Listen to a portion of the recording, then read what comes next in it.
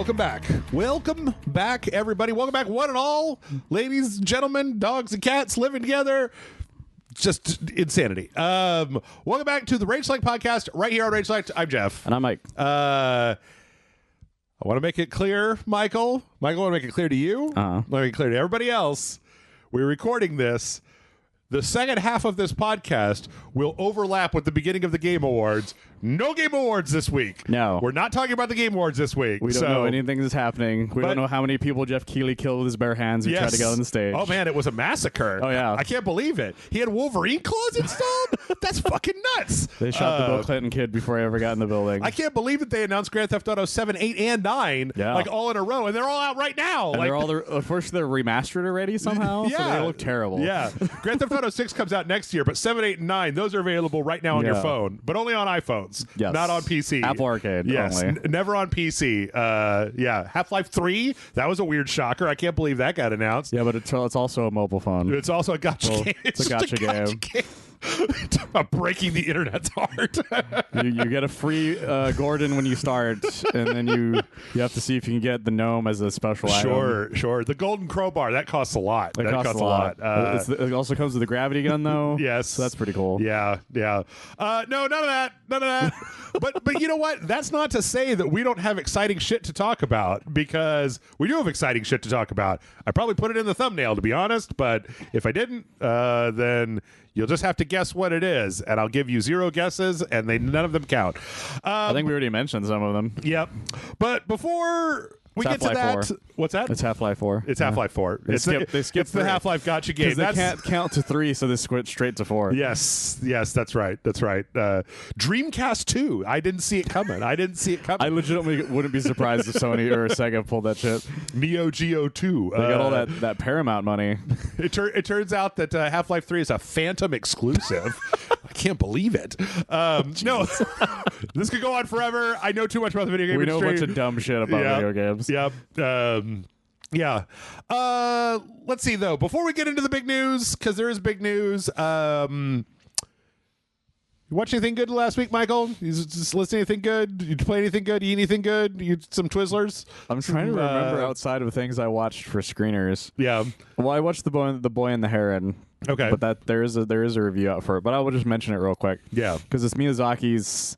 I'm using quotey fingers last film. Sure. Because he won't fucking stop saying this is my last film. Right. But we got this like really big press package because we didn't fully mention this on the review. It was like 4 pages. And I kind of wish I kept it, but Chris poured a drink on top of it. and so like, I had quotes from him being like, look, I know it's stupid for me to be like, my final film and me to keep coming back, but I'm getting too old. Yeah. So he thinks for reals this time this is his last film. Mm-hmm. And it's really good. I would not call it anywhere close to any of his top 5. Okay. Because that was one of the things I was talking to Chris and them for the review. Because he's like, this might be my top 5. I was like, whoa. Let's not get hasty. You got to go back and watch the other ones all in a row. Like that's like recency bias right there, right? Like, yeah, because I was like, look, this movie is really slow at points. Yeah. And it gets really weird or confusing at points. And then shit just sort of happens. And then even the way it ends is like, that just sort of ended. Kind of thing. But I liked it for the most part. It's just that it's not like anywhere near his top 5. Like it's not even close to like Mononoke. Is it better than Ponyo?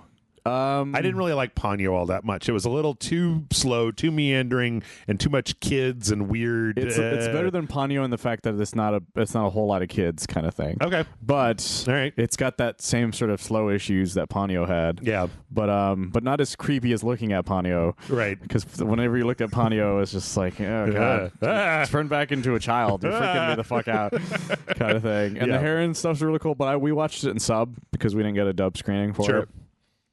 But all I can really say without just saying listen to the review is just if you like Miyazaki, you'll really like it. That's really what it comes down to.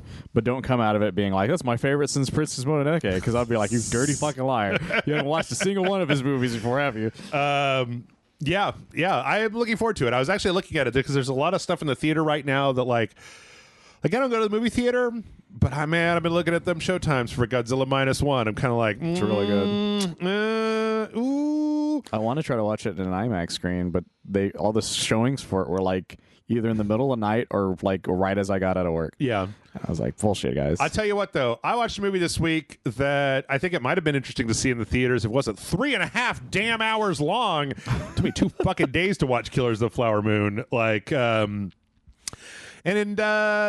it was good. Like, I don't know what it's one of those things with Scorsese. I'm not as blown away by Martin Scorsese as a lot of people. Like, I really think that my favorite of his movies was Casino. Like, I think Casino is like really compelling. It's a lot of fun. It's also 3 hours long, but it really just it moves and it moves and it moves and moves. All these compelling characters. It's clearly because you like Stan Smith's version of Taxi Driver better. That's true. Starring John Wayne. But Killers of Flower Moon, that was good. It's an interesting story that I didn't know. There's a lot of really interesting stuff in there and it's very like morally fucked up kind of from top to bottom. A lot of people don't know that Killers of the Flower Moon is based on a true story. Yeah. I think I might want to go like read the book instead of like having the movie. Is that the name of the books too? Yes, yeah, it's a 2017 book. It's called same thing, Killers of the Flower Moon. But yeah, it started me thinking a lot about how like I'm like, well, I just don't think like when I look at like Scorsese's movies, like I didn't care for The Irishman all that much. It was long and it was meandering, and I've seen better gangster stories. Well, the other issue is that like they're like, what if we just made everybody young looking, but they still move like they're as old as they actually are? Yeah, like Hugo, Shutter Island, The Departed, but The Departed. I liked you say it like that. Actually, I've never watched The Departed. I've never watched it. No, because that's my favorite Scorsese. No, film. because the thing is that I'm intimately familiar with the Japanese movie that it is based on, Infernal Affairs. Like I watched that like years before it came out, and I was like, "This is a fucking perfect movie." And I don't see how the Irish Mafia can be taken seriously as much of a threat as the goddamn Yakuza is in the original. Like, well, it's clearly because it's Jack Nicholson. Yes. But yeah, I don't know. Like I'm kind of neutral. I still think the Casino is probably my favorite of his movies.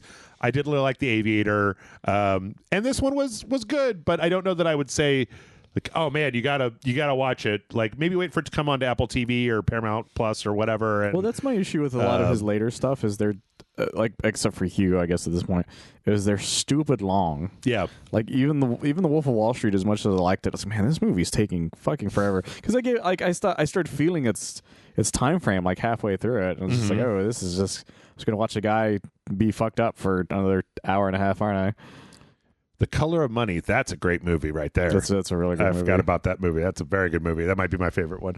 Anyway, I don't know. Like that was mostly what I did last week. I'm keeping up with the new Doctor Who stuff. I like the new Doctor Who stuff.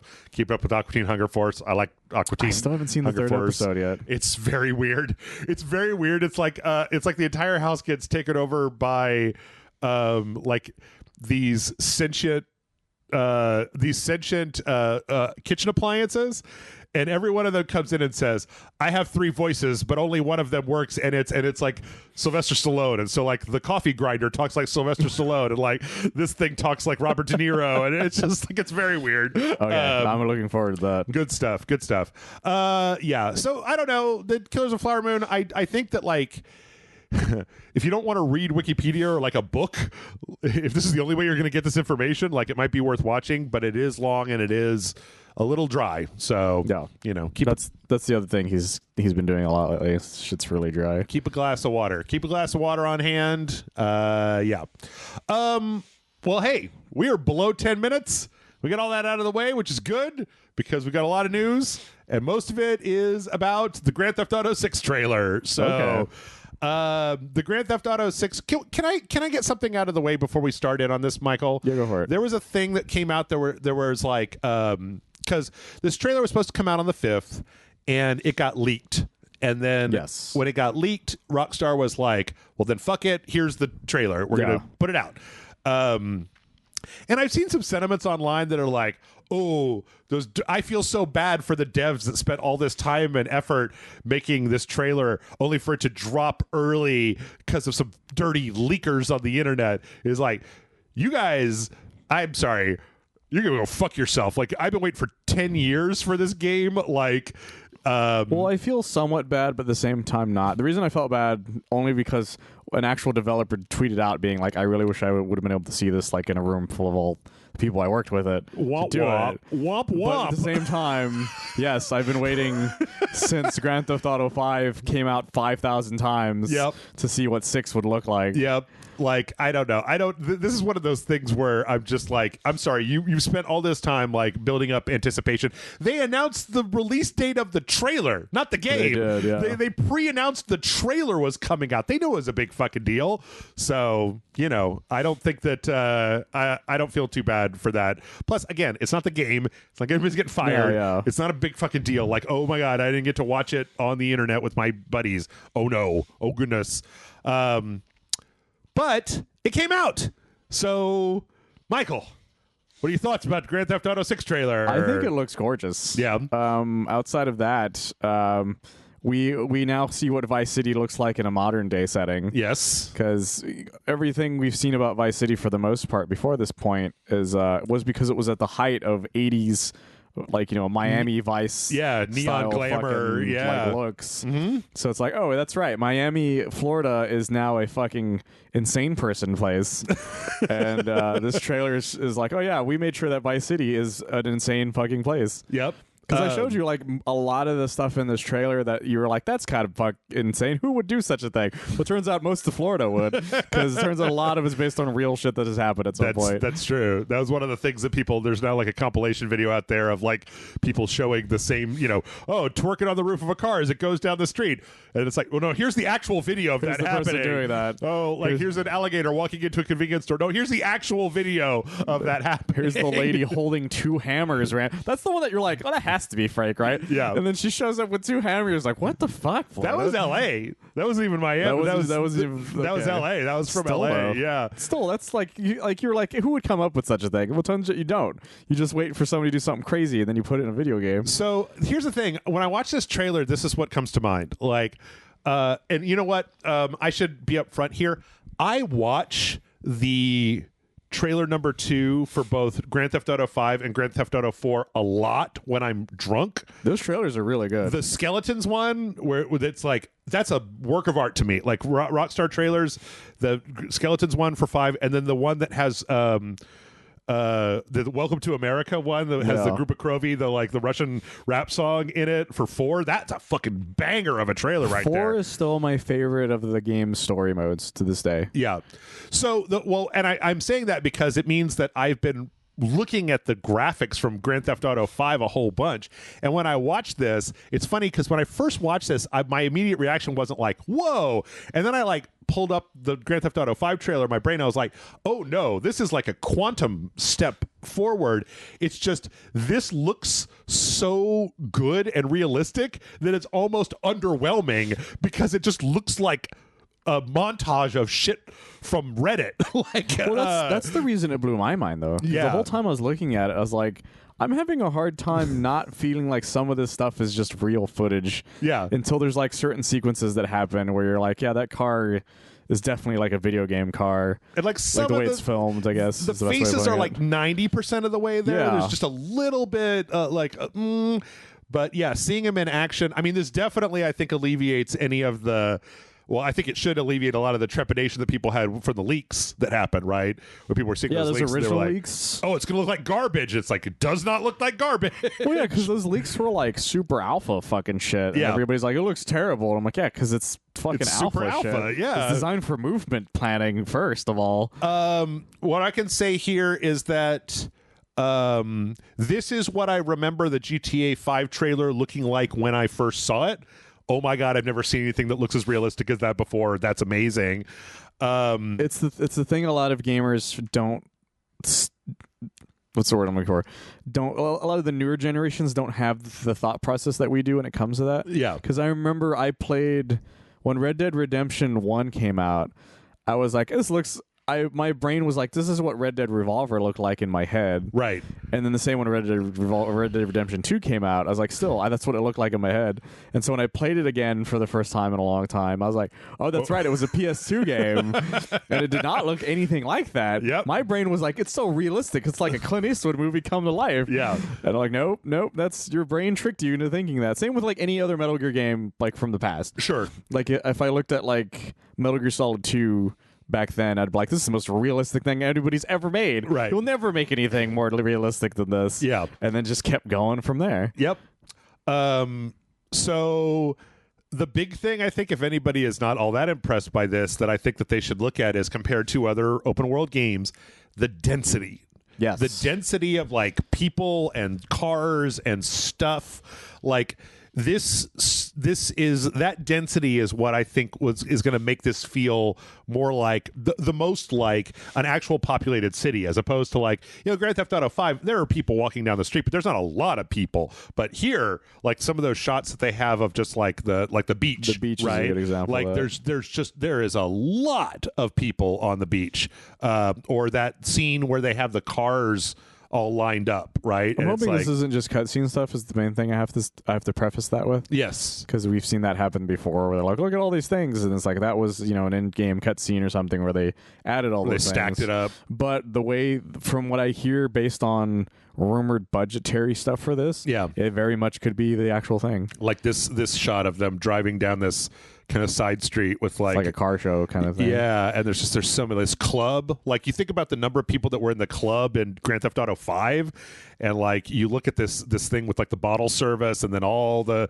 strippers and people and everything. You just think about like the nightclub in Vice City, the original Vice City, and you're like, oh, it's just a little cluster of people. Right. And then this is fucking massive. It looks like a real place. Like it just goes to show that like putting that many people. You know what it kind of reminds me of? It reminds me a little bit of the density of people. This is the closest comparison I have in Hitman, in some of the Hitman levels, where you have like, when you go on the streets of Sapienza, there's like a bunch of people, or you go to a nightclub in Berlin and there's like a bunch of people in there, as opposed to just like enough people so that it doesn't feel weird. This is like the number of people I would expect to see in a place, as opposed to enough so that it doesn't seem strange. And this one too, with them kind of by the side of the road. I hope that I hope that's very true. Everything else looks absolutely fabulous. All the lighting effects look really good. It's a gorgeous looking fucking game. I can't tell if there's ray tracing going on in here, but it wouldn't surprise me. Like in the very beginning, that scene with Lucia where she's got there's like the metal in the window in the prison, and you can see it reflected on her. Just real good looking stuff. Like after so long, it's good to see Rockstar kind of come back with something they're impressive when they get around to putting something out. But that's the thing is like Rockstar used to come out with stuff all the time, and every single time it was like, this is one of the greatest things that's ever been made. Right. But there was, ever since Grand Theft Auto 5, it was a gigantic gap, except for Red Dead Redemption 2. Right. And then just a shit ton of like online things that kind of worked for the most part, because a lot of times it would, whenever they release something new on Grand Theft Auto Online, it was usually people were like, just give it like a week or two for the servers to like balance it out, and then it'll be fine. And so it was a lot of Rockstar's reputation is especially for the newer generation, because people forget Grand Theft Auto 5 was a 360 game. PS3. A PS3 360 game. I got a press copy when I worked at Spill. Long time ago. So a lot of the newer generation doesn't have the thought process we have, where they're like, Rockstar has made some of the greatest things ever, because there's now this giant gap that they grew up in where they never saw that. Yeah, that's the thing about a 10-year gap that I always forget, right? Is that like somebody that was 8 when Grand Theft Auto 5 came out is now 18. They went from like a child to like a pre-person. I don't consider 18-year-olds to be human. They can vote is really what it comes down to. They can buy. They went from like they're not even able to like ride most rides, to I can now vote for the president of the United States. Right. Or I don't know. Maybe the better example would have been they were 11 when it came out. They're 21 now, right? Still, like, but that's exactly what I mean. Like, they don't. And honestly, they shouldn't have been playing these games to begin with. But that never stopped any of us, kind of thing. We all know that 11-year-olds play Grand Theft Auto. You can't stop them. No, you can't stop them. You can't. If you could, we would have done it by now. We're not going to weigh into it, but there's some grifters on the internet that are just like, oh, those are the funniest things. Oh, you got to shut down. We got to boycott Grand Theft Auto 6 because the children might play it. And I'm like, if you guys get Grand Theft Auto 6, if Grand Theft Auto 6 doesn't come out, I'm gonna buy a plane ticket, come to your house. Fucking like my favorite are the ones that are like they're advertising this to your children. I'm like, no, they're not. No, they they're never not. were. Are you a crazy person? This is not for children. It's never been for children. Okay, well, before we have a couple other stories, Michael, but I do have one. I found a huge flaw in this trailer. What's that? I found a huge flaw that needs to be fixed. I haven't seen anybody else online talking about it. So there's a scene in this trailer where there's like a lady that's hanging out of a car that's driving down the road. Uh-huh. You know what I'm talking about? Damn it, I can't find it. This trailer is like 90 seconds long. Her hair is unaffected by the car driving down the road. This hair should be going all out behind. No, I actually did notice that the first time I saw it. I was like, there's something weird about this sequence. Yep. I can't put my finger on it. And then, the third time I saw it, it's like, her hair's not doing anything. Yep. Come on, Rockstar. You got to fix that hair. Broke my immersion. Game 0 out of 100. The hair is the hardest thing for anybody to do animation-wise. That's why you shouldn't buy it. We do have confirmation now, of course, that there's the dual protagonists. I mean, I think we kind of knew that, but we didn't know it. Ever since the leak came out, that was the idea. Yeah. But we weren't sure if it was going to be a man and a woman the way that leak was. Right. I think that's cool. I like, I think it's great. I liked the multi-protagonist stuff in the last game, and I think that as long as it's only the two of them, I think it would be easier to deal with. Yes, because the three of them was fine, but then it just got kind of annoying.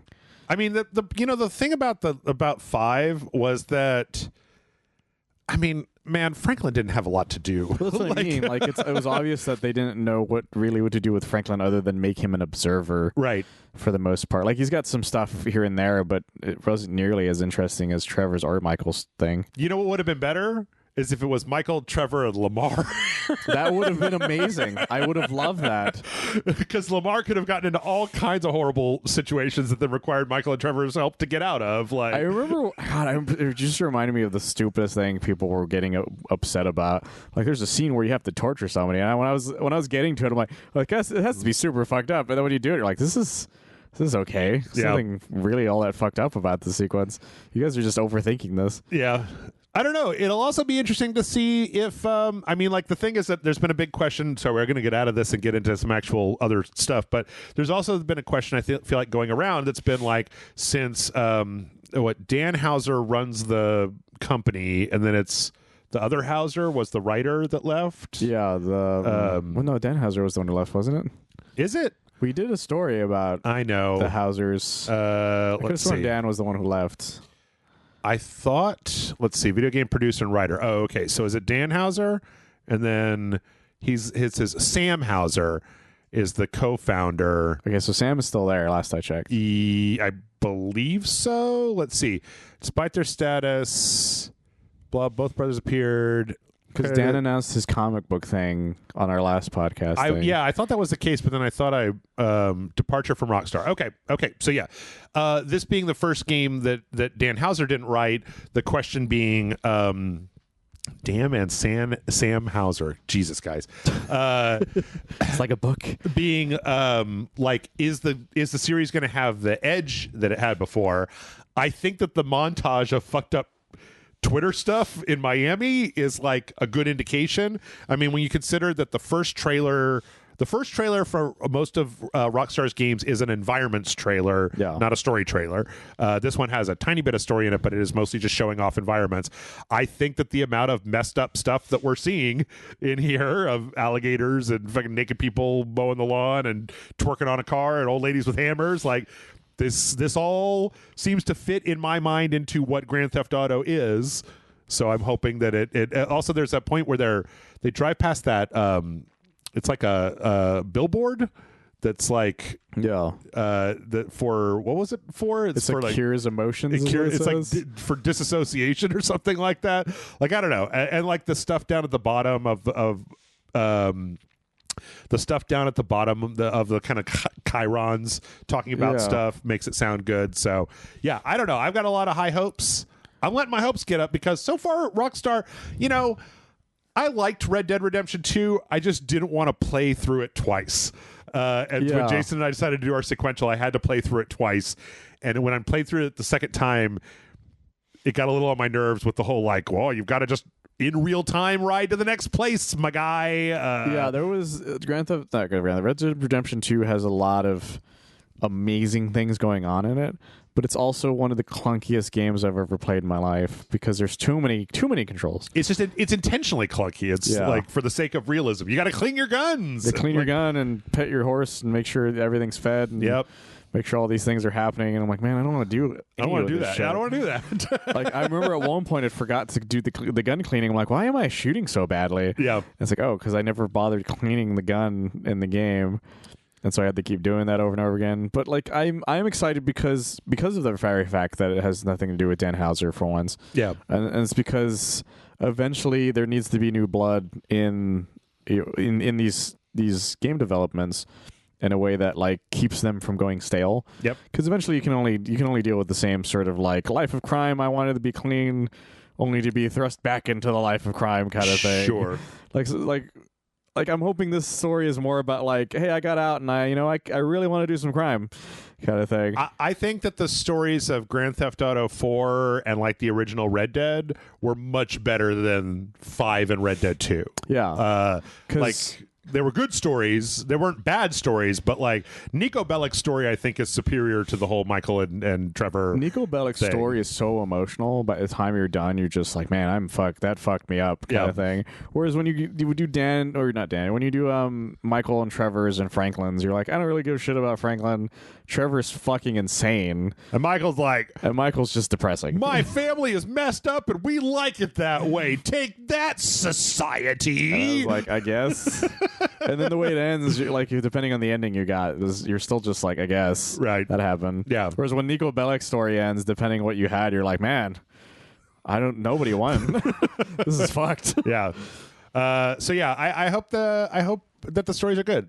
Let's see. We also found out. Let's see. We got the trailer. We talked a little bit about the references, the specific references. Yes.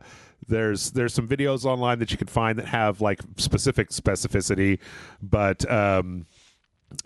just look for them. I read a news story that the guy who's the I guess he's called the Florida Joker. Yeah. He's like upset that he's being referenced. Oh, the guy with the facial tattoos and the colored hair. Yeah, apparently he's mad about it, but they're like, I dare you to sue, guy. It didn't work for Lindsay Lohan. I did show when they showed that one particular part. I was reading another article that somebody pointed out that like behind him is the sheriff seal for Vice City, and that it looks like in part of it that an alligator is like eating a child that's just sitting on the coastline. You see where it's it's yanking the child into the water. I didn't notice that. And there's like a snake on the tree watching it too. Yep. I can't wait to play this game still. Okay, I found this really weird story. Apparently, you know that part in the trailer where there's that lady with the bikini on that turns around and like poses? Yeah. Some internet detectives have gotten a little weird with it, and they're like, they're circling moles, and they've decided that lady is Lucia in a different outfit. I did hear people say that actually. Yeah, that's like, oh, look at this mole here and this mole here. That matches this mole. And it's like it's a Pepe Sylvia shit. If I'm being honest, it might be, to be honest. It might be. Yeah. The problem is a lot of Grand Theft Auto games do let you change a lot of that stuff. Yep. Change your clothes, change your hairstyle. Yeah, definitely. But the specific posing of it is really the reason I'm not 100% certain it's her kind of thing.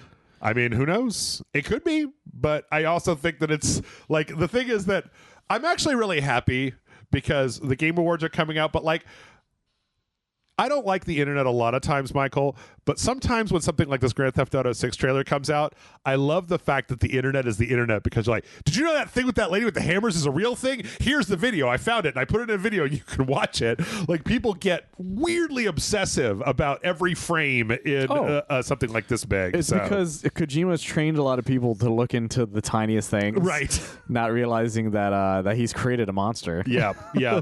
So I don't know. Maybe the bikini lady is Lucia. Who knows? this is another internet thing. The Grand Theft Auto 6 trailer is the fastest, or the most viewed non-music trailer in the history of YouTube. Yes, the one before it was a Mr. Beast video, apparently. Yes, and it beat it by like hours. Yes, it beat it by a while. Wait, is this the wrong? I got the wrong story. Oh, that's a different story. Okay, well, whatever. Oh no, wait, here it is. Okay, yeah. So Mr. Beast's Every Country on Earth Fights for $250,000 video previously got $59.4 million or more 4 million views in a day. GTA 6 had 91 million views. That's a lot. However, the most viewed in a day is still BTS. Oh, okay. They had 108 million in a day, so they didn't. GTA 6 didn't manage to get past that K-pop speed bump. Because since there's a music video, right? Yeah, it probably just was playing on repeat on people's computers. Guaranteed, and stuff. Yeah. So, still though, yeah, I think I've got the thing up when we're looking at it. And I believe #1 on trending. It's at 122 now. Yep, 122 million. And it's only been a couple days after 2 days. Yep. So that's crazy. Breaking them records. We did find out. Oh, you know what? We didn't say at the end. 2025. Yes, they said 2025 was the launch window. Probably late 2025. I would be willing to bet. Everybody else needs to get the fuck out of the way for Grand Theft Auto 6. It's true. But the one thing that we did find out was that GTA 6, much like the previous ones, is going to be a console exclusive on launch. So PS5 and Xbox Series X only, no PC. A lot of the PC people were hoping that it would launch day and date, same on PC as it does on the consoles. I know why. If you spend all the money for a great gaming PC, you want to get the new game on your PC, right? But this has been what they've done in the past. They did it on the PS3 and the Xbox 360. It took them like a year and a half, I think, to put out the PC port. Yeah. I don't know what to say outside of like, sorry, y'all. That's always been the way that it is. It's always going to be like that for Grand Theft Auto games. There's not a single Grand Theft Auto game that came out on PC the same time. Yeah, not a single one. Yes. I mean, Red Dead 2 took a year to get onto PC. Yeah, and Red Dead 1 has still never been on a PC. And like the PC people I know are gonna be like, but I want it, and it's like, yes, I know, but the amount that you want it means that you might actually buy a PS5 or an Xbox Series X in order to play it. Not only that, we actually want you guys on PC to have it. Yeah, to see the weird shit you will come up with on there for mods. Of course. I want you replacing Lucia with a horse, and I want that horse to drive around and shoot people. That's my favorite thing. Yeah, I want to see you guys come up with fucking Harry Potter pulling out a wand that shoots rockets to kill things. Have you ever seen that video of Grand Theft Auto 5 where somebody just made it so that every car has infinity speed? No. Oh my god, what does amazing. that even mean? Infinity speed. Let's see. GTA 5 high speed let's see. I don't know if it's infinity speed. Infinity it's amazing. It's like all these cars, just every single, is this it? In traffic at speed 9999999.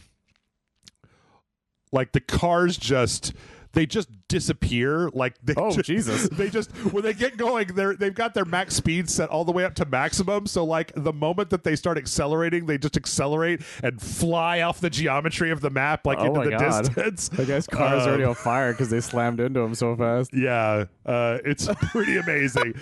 You guys gotta go look that up. Grand Theft Auto makes for great mods. Just flying around. Yeah, I remember modding the shit out of San Andreas, and I would, because back then people put DeLorean time machines where you could literally type in a time frame for it to go back in time to, and it would change whatever the time of day was if you did it. It was fucking crazy what people did, and this was years ago. Yeah.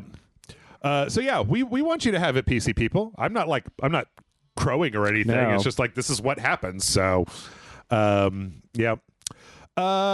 It's possible, I don't know if you saw this, that Rockstar may have snuck the trailer release date into a GTA Online shirt a while back. I think I heard about this. Yeah, it's kind of crazy. There was a shirt that had this secret code that said "One day we'll reveal all," and then if you look deep kind of into it, there was all these numbers on the side, and you would find 12/05/23 in there, which was the date that it was supposed to come out. That's amazing. Yeah, it's so funny though, because I feel like people have been doing Da Vinci Code on everything Rockstar does for years, trying to figure out when Grand Theft Auto 6 is coming out, but they actually did leave a clue. So, yeah, that's really fun. Yep, pretty cool.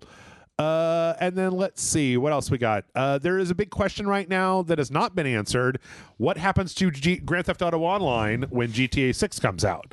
That's a good question. Are you going to be able to migrate your character? Or are you going to be able to keep your transactions, your hideouts, your stuff? Does all that stuff have equivalency in the other game? Do they keep GTA 5? My money says they probably keep GTA 5 online, and then they just start up a new server for GTA 6, and you chumps got to start over from the beginning. Because that would be the smart move. Yeah. The other smart move is to just not have an online for 6. Oh, yeah? Is to just make Grand Theft Auto Online its own separate SKU and just leave it alone at that and just consistently build on it. Sure. Because a lot of games have done that for their MMO type things for years. That's one of the reasons they're able to keep up with that sort of idea, is because they're consistently building on top of something that's already has a bunch of things on it. Yeah. Like, that's the main reason why these stuff like Roblox and stuff is able to do what they do. Yeah. And I don't see the same, because that's the thing. If you're going to go from Grand Theft Auto 5 Online that has this huge amount of content to Grand Theft Auto 6 if it has an online, that will probably be like square one way Red Dead Redemption 2 or Grand Theft Auto Online was when it first came out, where everything's broken for like a year. Sure. Kind of thing. Of course you're going to be disappointed at that point. It would make more sense to just not do that, because people would be more upset about it. I think you run the two in parallel, and you build the GTA 6 online while the GTA 5 online continues running, and you just slowly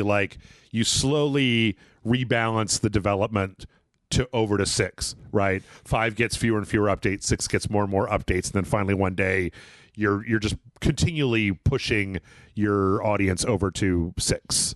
So I think that's what happens. I can see that happening maybe eventually, but I feel like it would be a mistake to automatically just make GTA 6 an online thing right away. Yeah.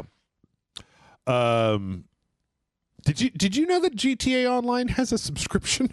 It does, yeah. I didn't know that until I read the story. Also, that like Rockstar bought like one of the mod makers for Grand Theft Auto Online. Yeah, called CFX.RE. They made 5M and RedM, what are mods for GTA 5 and Red Dead 2 respectively.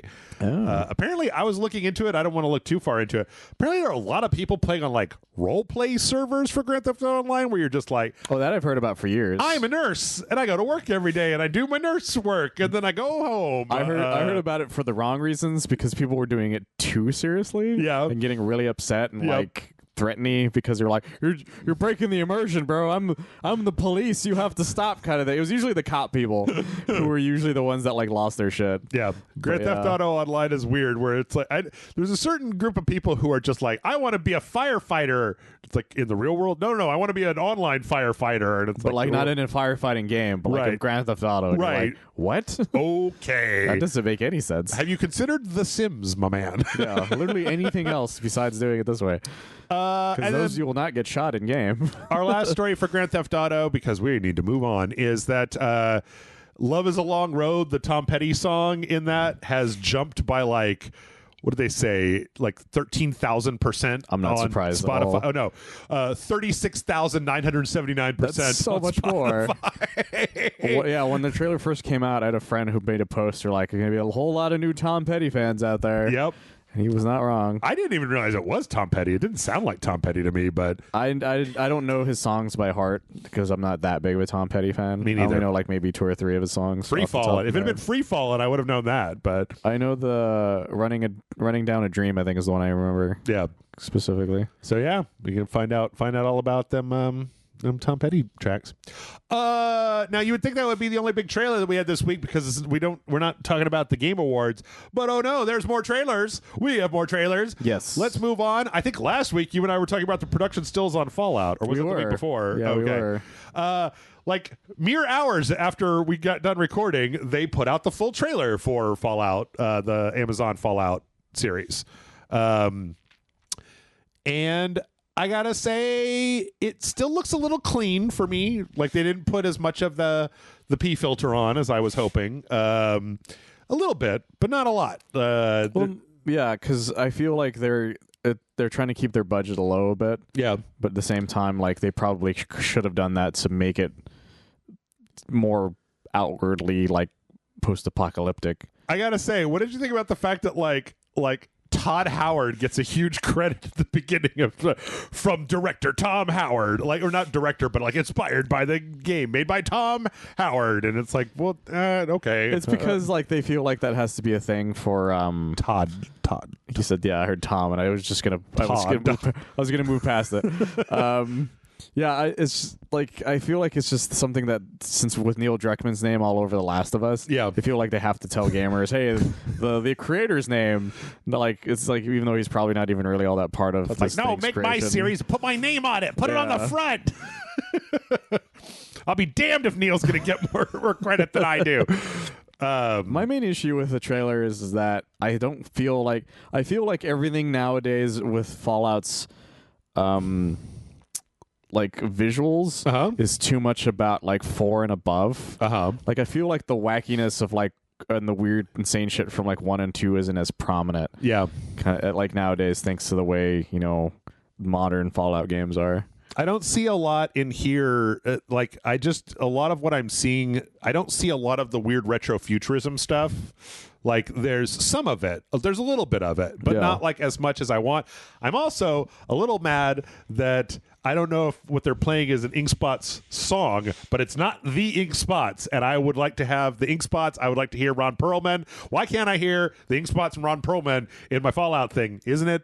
Aren't we under contractual obligation for there to be Ron Perlman and Ink Spots in my Fallout thing? I feel like that has to be a thing. Yeah, war has changed now, Jeff. Yeah, well, I don't know. Solid Snake told me war always stays the same. So no, he said it. He says war changed. He specifically said it changed before. Ron Perlman told me the war never changes. Ron Perlman's the one who says war never changes. Yeah, I don't know. Like I kind of feel like I want to watch this show, but before I start watching it, I want to turn down the saturation on my TV until it looks really washed out. You might as well go for it. And just play a clip of Ron Perlman before it starts. Yeah, just turn the Ink Spots on in the background, turn down the saturation on my TV, and get going. I don't know. It doesn't look bad. Like no, it doesn't look bad. It's just like I feel like I wish it had more of the aesthetics from the wackier, weirder like things that were going on in some of the other Fallout games. And they had the rad roaches, the big CGI rad roaches. Yeah. They had some kind of monsters at the end. There's a thing with all the fingers in its mouth. That's pretty cool. The power armor looks pretty good. Yeah. I think they look pretty nice. Yep. And what's his and fucking Cyril is in there. I think that's my favorite part of the trailer because he looks so like weird. And you're like, this is the Fallout stuff I want. Those weird characters you run into. Like this scene where they're taking off the Brotherhood of Steel like vertibirds. Like everything around it just looks like normal. Like none of it's like there's no like big weird signs in the background. It just looks like a base that would be in like any other military and like thing. The clothes that everybody's wearing, I don't see anybody wearing the kind of like old school clothes. There's that part where Walton Goggins is shooting up the town and like what's around him isn't like specifically retro looking. It just kind of looks like a place, like a junk place, not necessarily like a place that's made of the junk of the 1940s. I don't know. Maybe I'm overthinking it too much, and once I see it all, it'll be fine. I do like the violence. The shot where Walton Goggins shoots somebody and there's a big blood splatter. Yeah, which is nice. Like I'm hopeful that it'll still be a good show. Yeah, I'm just like worried that it won't be as like cool. Like it won't be one of those things where you're like, oh my god, everything's so like perfectly the way I want it to be. Right. The way I felt like The Last of Us was for me, and even some of the Castlevania stuff was. Yeah.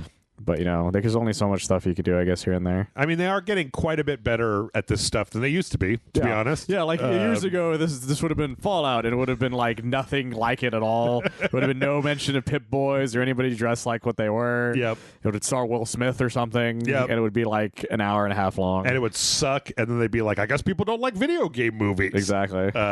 It'd be all about love or some shit. I don't know. Yep. So yeah, we did find out. Did we find out a release date? Oh yeah, April 12th, 2024. I don't know if we did. We already know that. We know that last I don't week? remember as the thing.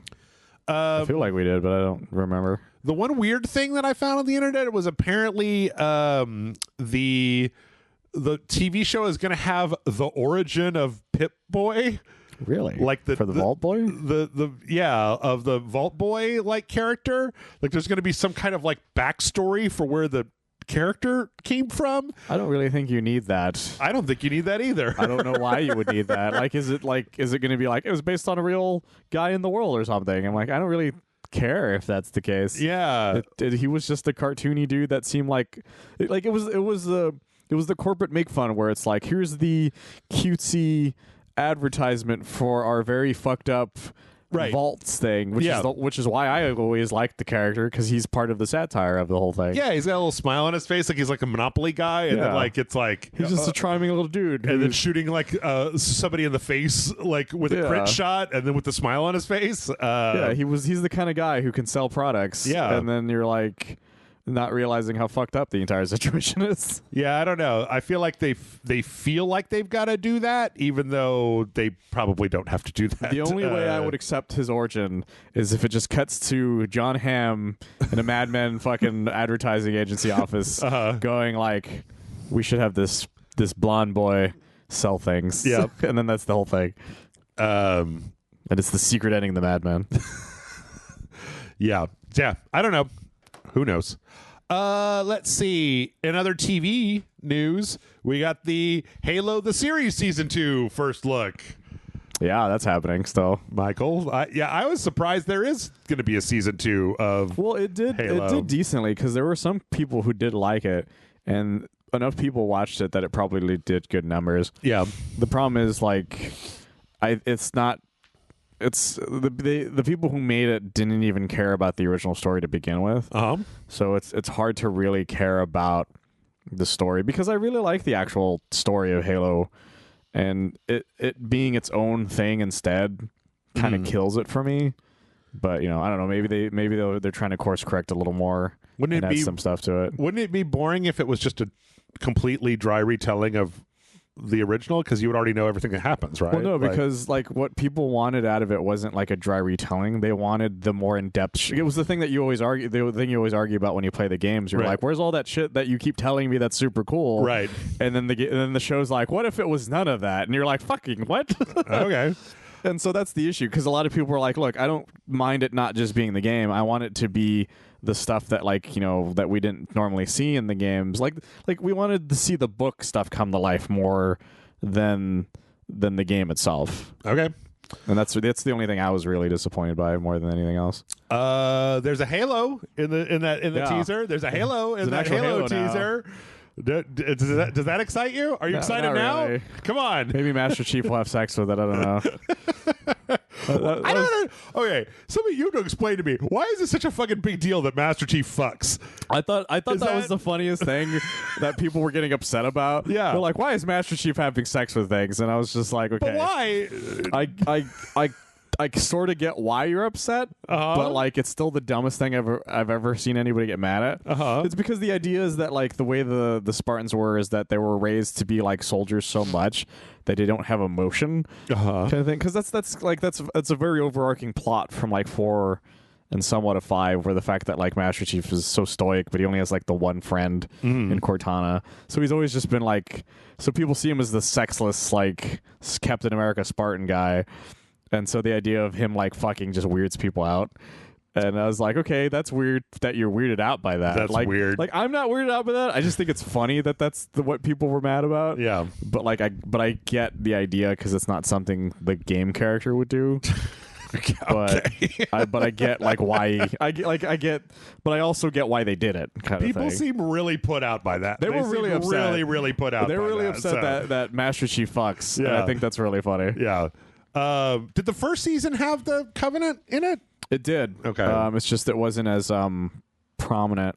It was prominent, but there wasn't a lot of fighting against them, if that makes sense. Okay. Because there was a lot they used up a lot of the budget for fighting in the beginning, and then a lot of talking, and then there's some fighting again towards the end. Okay. So, well, there's going to be a second season. Do you think you'll watch it February 8th? I never even finished the first season. Ooh, well, good news for you. The entire first season is now on YouTube. You can watch it. You can watch it for free.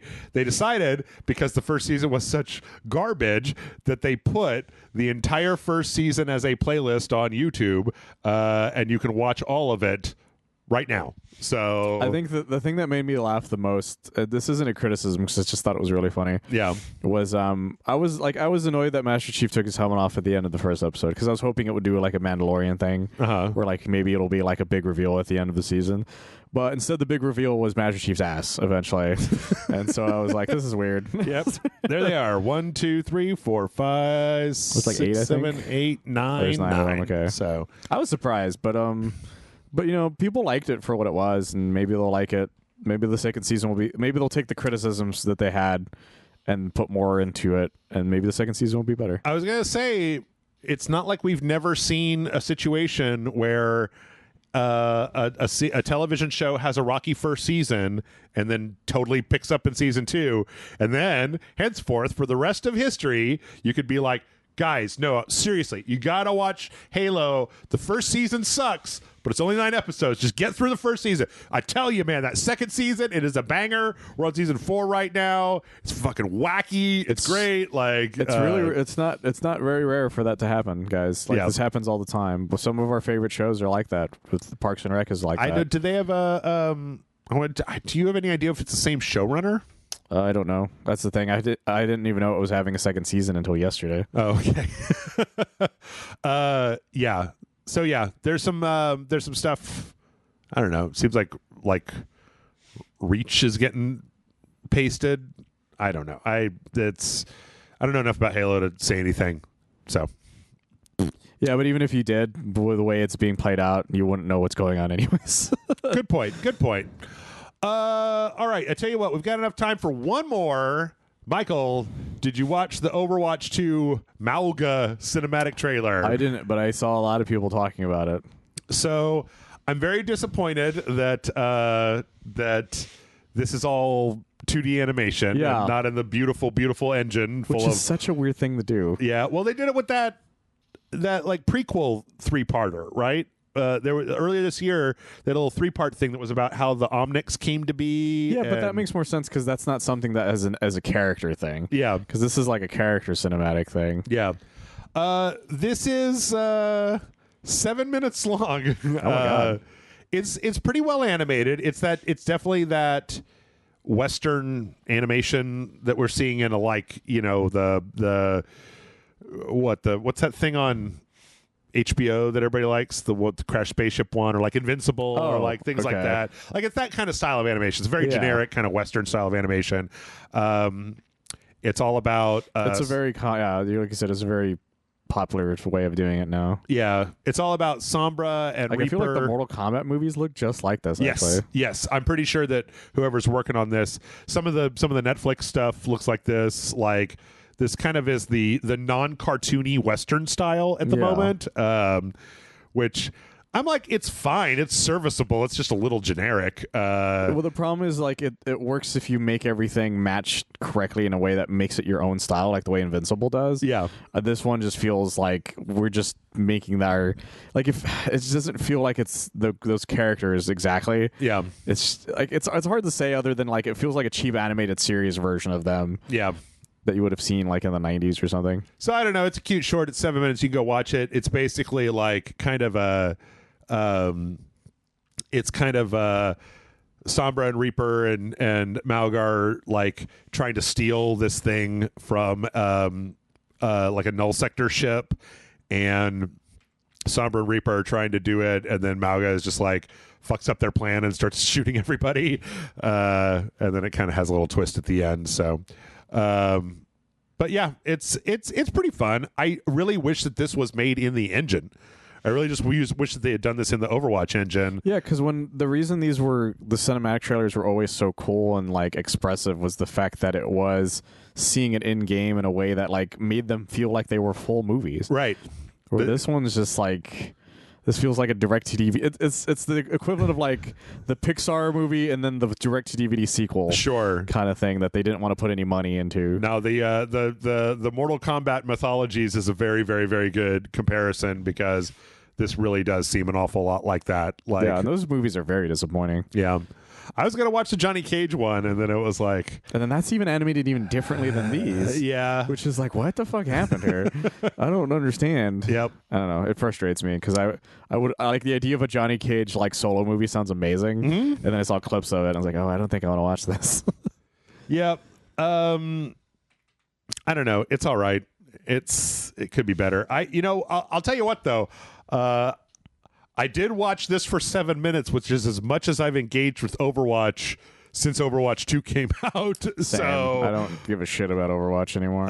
If they're just going to take their interesting characters and then make them into little movies, I will watch those movies. It will not get me to play your game, Blizzard. I will not be playing your game. They should have like a Netflix show, and people would watch it. I would watch it because I still like the characters. Fine. Yep. Just don't animate like this. Like, be like Arcane and make it really cool. Oh yeah, can you imagine if it looked like Arcane? God, that would be great. Well, we are making like hella time this week, Michael. So let's do one more. Cyberpunk 2077 had a big new update. This update is fucking crazy. Yep. Because they added the train. Yeah. The 2.1 update, they added in a whole metro system that goes around. Now that a guy who wrote that article can finally play the game. They added in, you can replay the races that you were able to do. There was a whole sub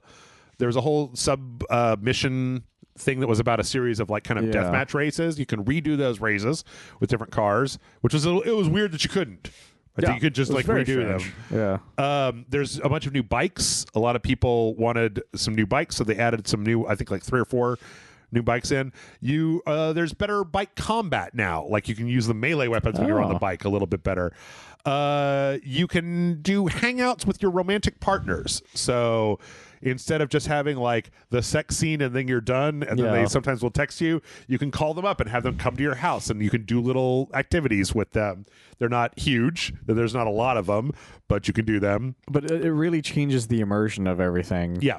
And I think that's really cool. It also makes me happy that I stopped playing for a while because it means I can go back and just be like, hey, all the stuff that's here that you guys added. Yeah. Because I didn't get really that far into it to have a romantic partner in the game. So, yeah.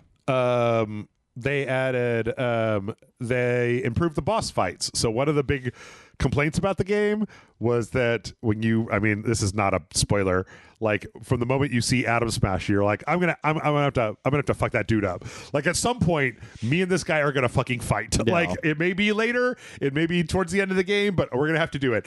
And the problem is that in Cyberpunk 2077, you become so overpowered that by the time you get to fight Atom Smasher, you just fucking make him look stupid. So they've like really upped a lot of they've made him more challenging. They've given him more moves, which is nice because he should feel like a difficult thing. Yeah, he should feel like the end of all be all guy to fight into the death. Especially with Edge Runners. Yeah. With it being at the end of Edge Runners. I mean, you get finished watching Edge Runners, you're like, I'm going to install that game. I'm going to go fucking kill that guy. He killed my boy. That was my favorite. Like, there was this video that was like, it's an animation where it's like, I don't really care about Cyberpunk. And then the next thing's like, right after watching it, the guy's like, we're going to fucking kill the shit out of that motherfucker. It's like wearing the jacket and everything. If you started out Cyberpunk and you didn't have any feelings about Arasaka, by the time you get to the end, you will have some feelings about Arasaka and Atom Smasher. I feel like the game still gives you like plenty enough to, like, if you care enough about some of the characters to be upset about the idea of Atom Smasher. Yeah. But not as much as Edge Runners did. Edge Runners really added the cherry on top of fuck that guy. I don't think I could be wrong, but I don't think like in Cyberpunk, I don't know. The problem with the game is that it takes a long time to warm up to Johnny Silverhand. It depends, though, because I found out that I accidentally warmed up to him really fast because all I've been doing are side missions where Johnny is just like a super cool bro. Yeah. And I'm like, you know what, Johnny? I like you. Yeah. I like you a lot because I've been doing a lot of the story missions where everybody's like, he's kind of a tool. And I'm like, yeah, but I think he's kind of cool. It really does depend. If you go especially through that side mission where you break into that guy's apartment where he's just his house is like covered in this memorabilia. Oh yeah, and he's just talking about like his time as a band, and you're like, this is kind of neat. Yep. There's also bike tricks and little like observation points that you could just go to do. I really do think. I mean, like I gotta say that. If you have not played Cyberpunk 2077, now is a perfect time, and this is probably the last update they're going to do. So, well, what I like about this update is it makes me feel better about the fact that we're nominated for best ongoing. Right. Because I was like, why would you nominate them for best ongoing from one DLC? Right. And it's like, oh wait, no, there's actually a lot of things you guys have kept doing. Yeah. Sure. Let's keep doing that. Then. I do think that this is probably the end of it. This is probably the last of it. I feel like there's probably will be one more, but only to like make sure everything they've added doesn't break. Oh, okay. I think it's the only thing I could see. For the new stuff. Yeah, I feel like people are going to be like, okay, this is broken, so they'll fix on that stuff. But yep. I think that's as far as they'll probably go. And let's see, we're just about out of time, but before we take a break, Michael, there was one cool thing that was added. I don't know if you saw this. No. But apparently if you get on the metro in Cyberpunk, it's randomly generated, but you can see Johnny Silverhand doing this sad Keanu on the bench. Okay, I did see this because somebody put it side by side. But this is how I discovered they were adding the metro to begin with, was them adding this thing. And he's got little like origami pigeons next to him to make it really look like I think that's my favorite part. It's so fucking good. Yeah, and he's holding a sandwich even though he's a fucking force ghost in your head. Like, it's great. It's great. I love it so much. It makes me want to reinstall the game just to get on the subway. Like, I've beaten the game, but I kind of want to install it and get on the subway. So might as well fuck with the subway. And with that, we are going to go ahead and take a break. We still have more news, so stick around. We'll be back in just a second.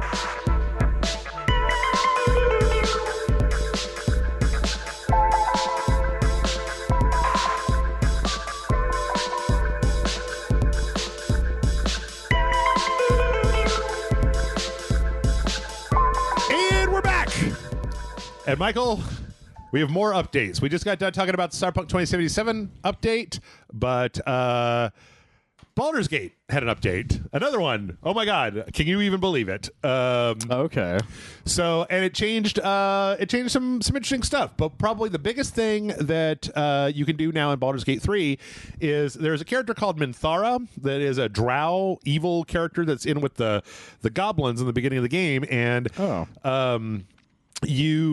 she is recruitable if you go evil, right? So if you kill a bunch of like innocent people in the beginning, I hear she's the one that the least amount of people get for that reason. Yes, you can get her on your side. If you piss off everybody and you do like, fucking medieval war crimes, you can do that. So people had a way to polymorph her and then put her in a box and then take that box somewhere and take her out of the box.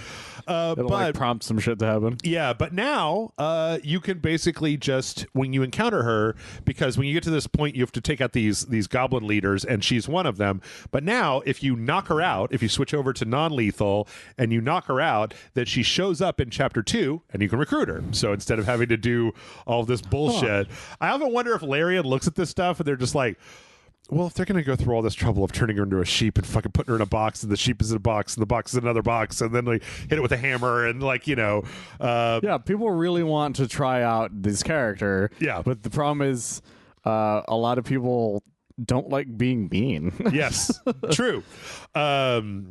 Yeah, it's funny though, because I went through the game and apparently I'm like I'm not like other girls, Michael, because they put out another one of their like infographic things and it's like, oh, everybody loves Gale, and I'm like, the second time Gale came to me and was like, hey, can I eat one of your best items? And I was like, I'll give you this regular okay item and not my boots that I need. And he was like, well then fuck you and fuck your mother and I'm leaving. And I was like, okay, don't let the fucking forest hit you on the way out, my man. And he left like 2 hours into my game. Gale left. He never came back.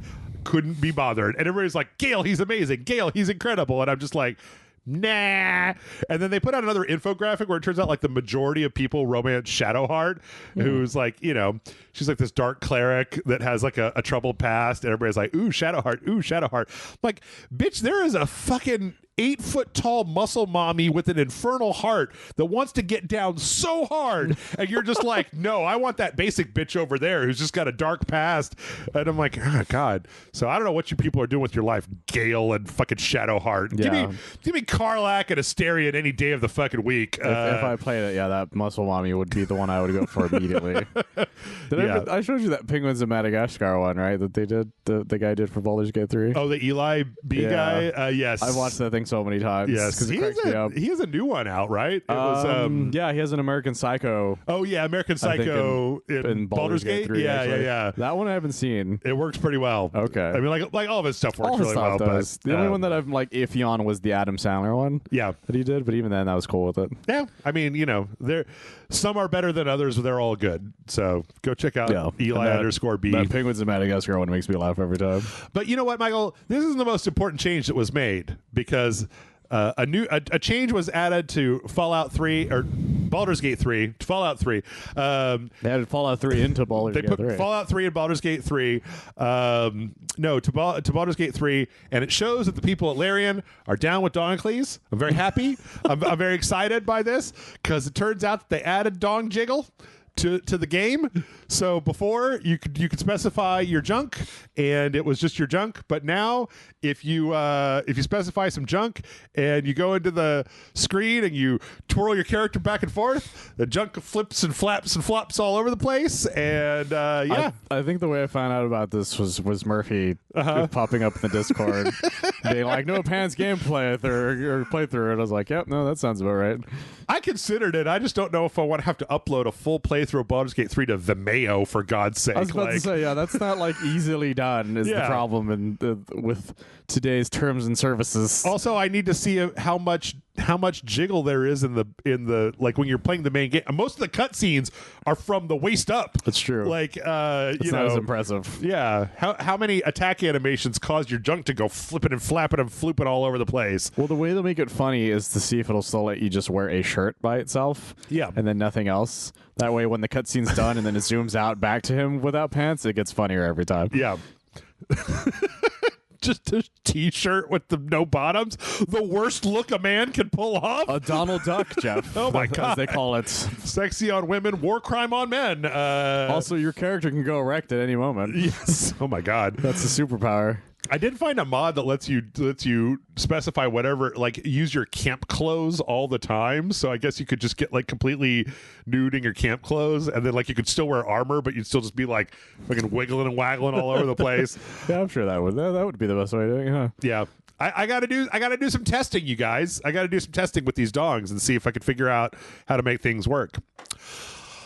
Speaking of huge floppy dongs, Sony is taking away a lot of purchase content from people. Holy shit. This was a big bad blurg.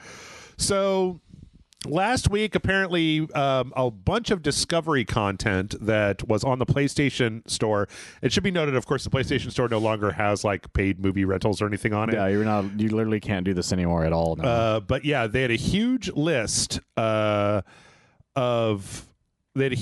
of stuff that is being taken off. So if you bought these shows, you no longer will have them. Like as of December 31st, 2023, they're being removed. These are a shitload of Discovery shows. I think also, I don't know if you've seen it, Michael, but what that American Chopper show is on here. Has somebody American Chopper's on there? Has somebody done the meme?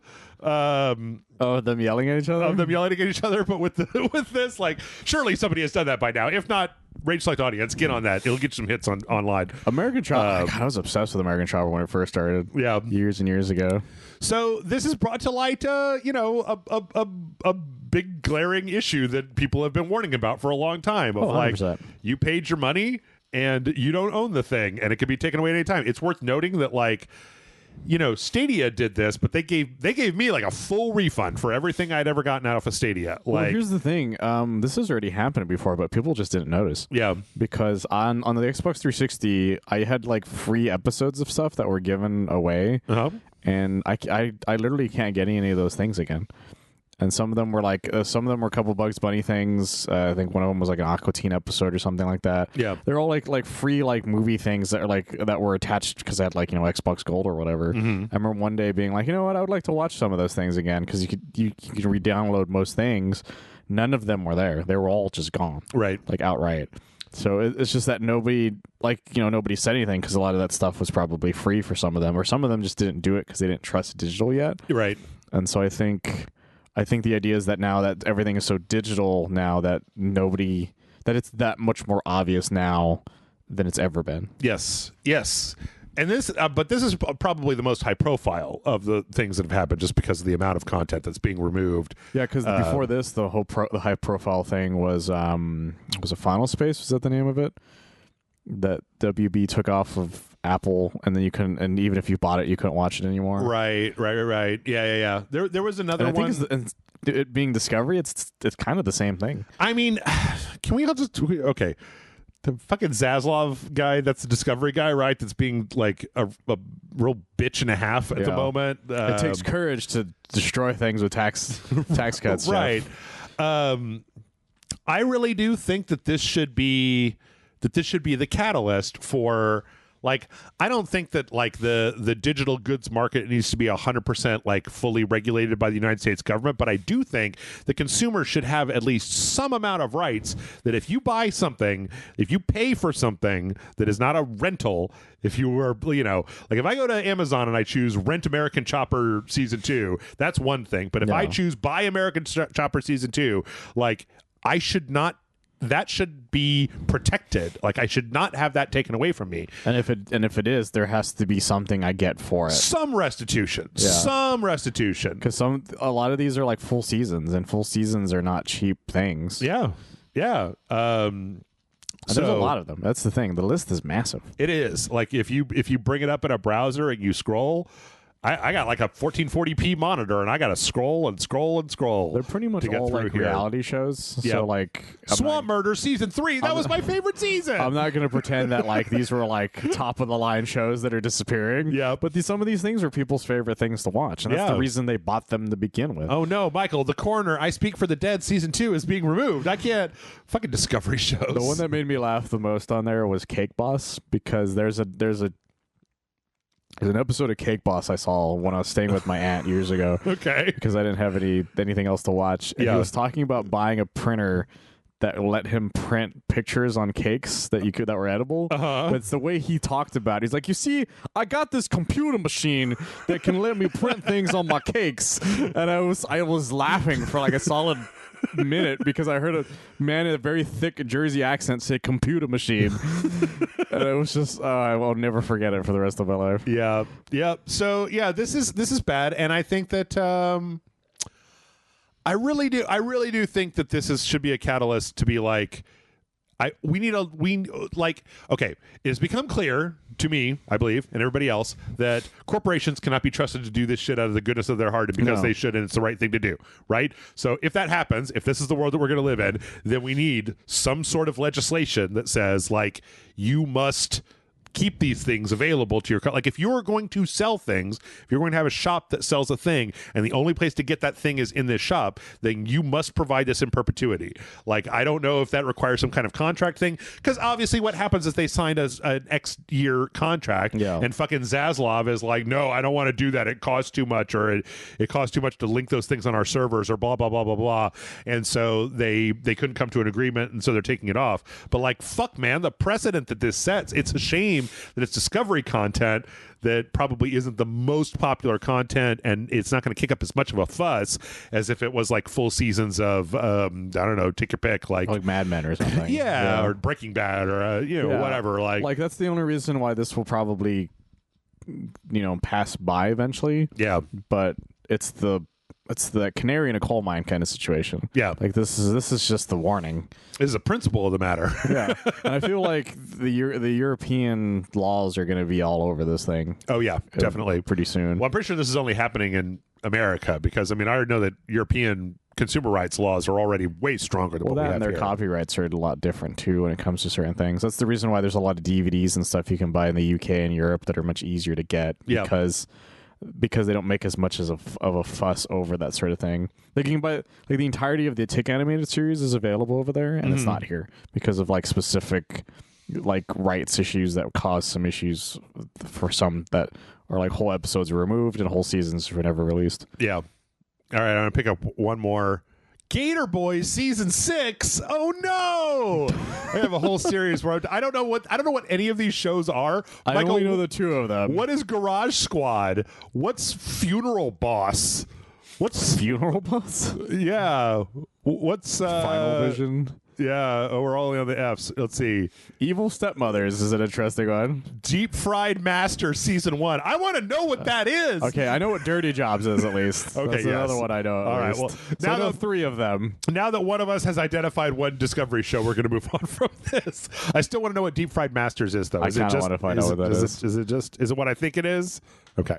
Is Flavor Town a thing on here? It's not, I assume. Flavor Town. Yeah, that thing that or Dine and Dash, whatever the fuck they're called. Oh, diners, drive-ins, and dives. I assume that's not a thing. Diners. I think that's a different channel. Deadliest Catch. That's a lot of deadliest. That's another one I got. Fucking Deadliest Catch. Everything's Deadliest. Diner. Nope. That would have been on there. Okay, nope. Maybe it's a different channel. I don't know if my reality show channels, guys. Speaking of a bunch of corporate fuckery, we got some interesting information about Bungie. This one's bad. This is bad. It's real bad. So the kind of top line here is that in addition to the people that were all laid off from Bungie, they're also basically cutting like a shitload of like perks and services and different things that they offered. They're cutting back on a lot of different, like they had some kind of was like cooking classes that you could take if you worked at Bungie that were like once a month, and now it's like once a quarter. Honestly, that's a weird thing to have in general. There's like they had some yearly like week-long celebration thing that they were doing that's been canceled until or pushed back until next year. There's a lot of kind of employee like perks and benefits and stuff, and then also it seems like what's the thing in this? Okay, I'm sorry, I'm getting ahead of myself. Okay.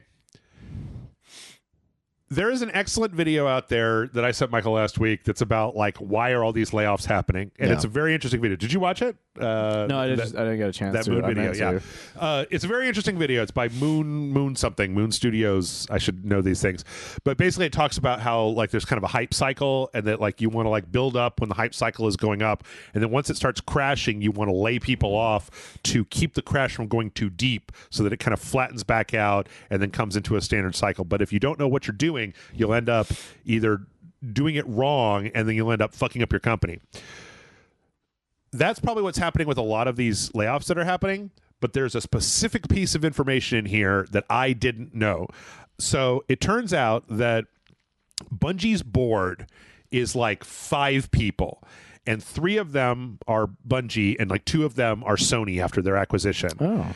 And they specifically have in their contract when they were purchased by Sony that if their revenue goes below a certain amount, either for one quarter or over a certain percentage over a few quarters, I believe was what I read, that Sony then has the ability to clear the board and install all their own people in it. Oh. So if Bungie doesn't make enough money every quarter, Sony can gut their board of directors and take Bungie over and run it themselves, which now makes a lot of sense why a bunch of people got fired, because when you fire those people, it means your operating costs go way down, which means your profits can go up because you don't have as much staff to pay out of your pocket. So more of the money that you bring in can be applied to profits. Now, this doesn't work over and over again. This only works a few times because it's a pressure valve release. Right. It's not something you're supposed to just only do over and over again, because at that point your fucking pressure is too high. Right. But the thing is that this now makes a lot of sense about what's happening. Like, why did they fire the beloved composer, right? Yeah. Like, they fired the lawyer that was the one that got that guy sent to prison who kept harassing their developers. Yeah. Like they just like they got rid of so many people and they cut all this stuff.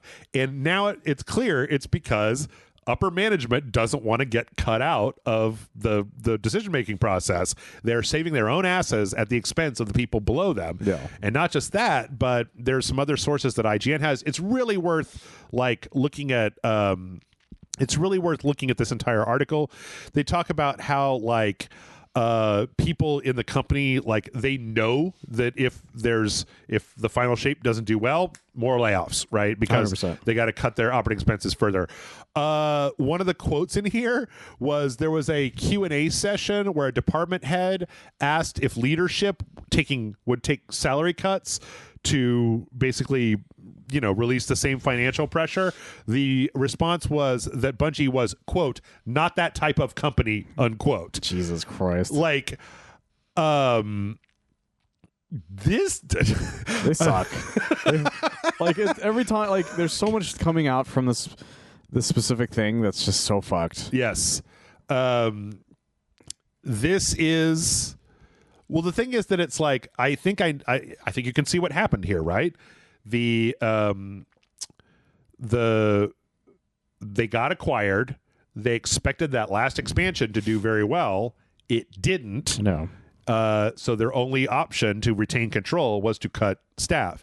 Now, if they were not floppy dicked assholes, they would have like taken the hit and then tried to keep going to see if they could make it up instead of saving their collective assets, because there's nothing that says that Sony couldn't run Bungie better than Bungie's been kind of inching down a little bit at a time. Oh no, that's the thing about this news story is that like the more you read it, the more you're like, honestly, I don't think it would be worse if Sony just took over right now. Right, because it's like, you know, Sony wants Destiny on their platform, right? I don't think they're going to close down Destiny if they take over.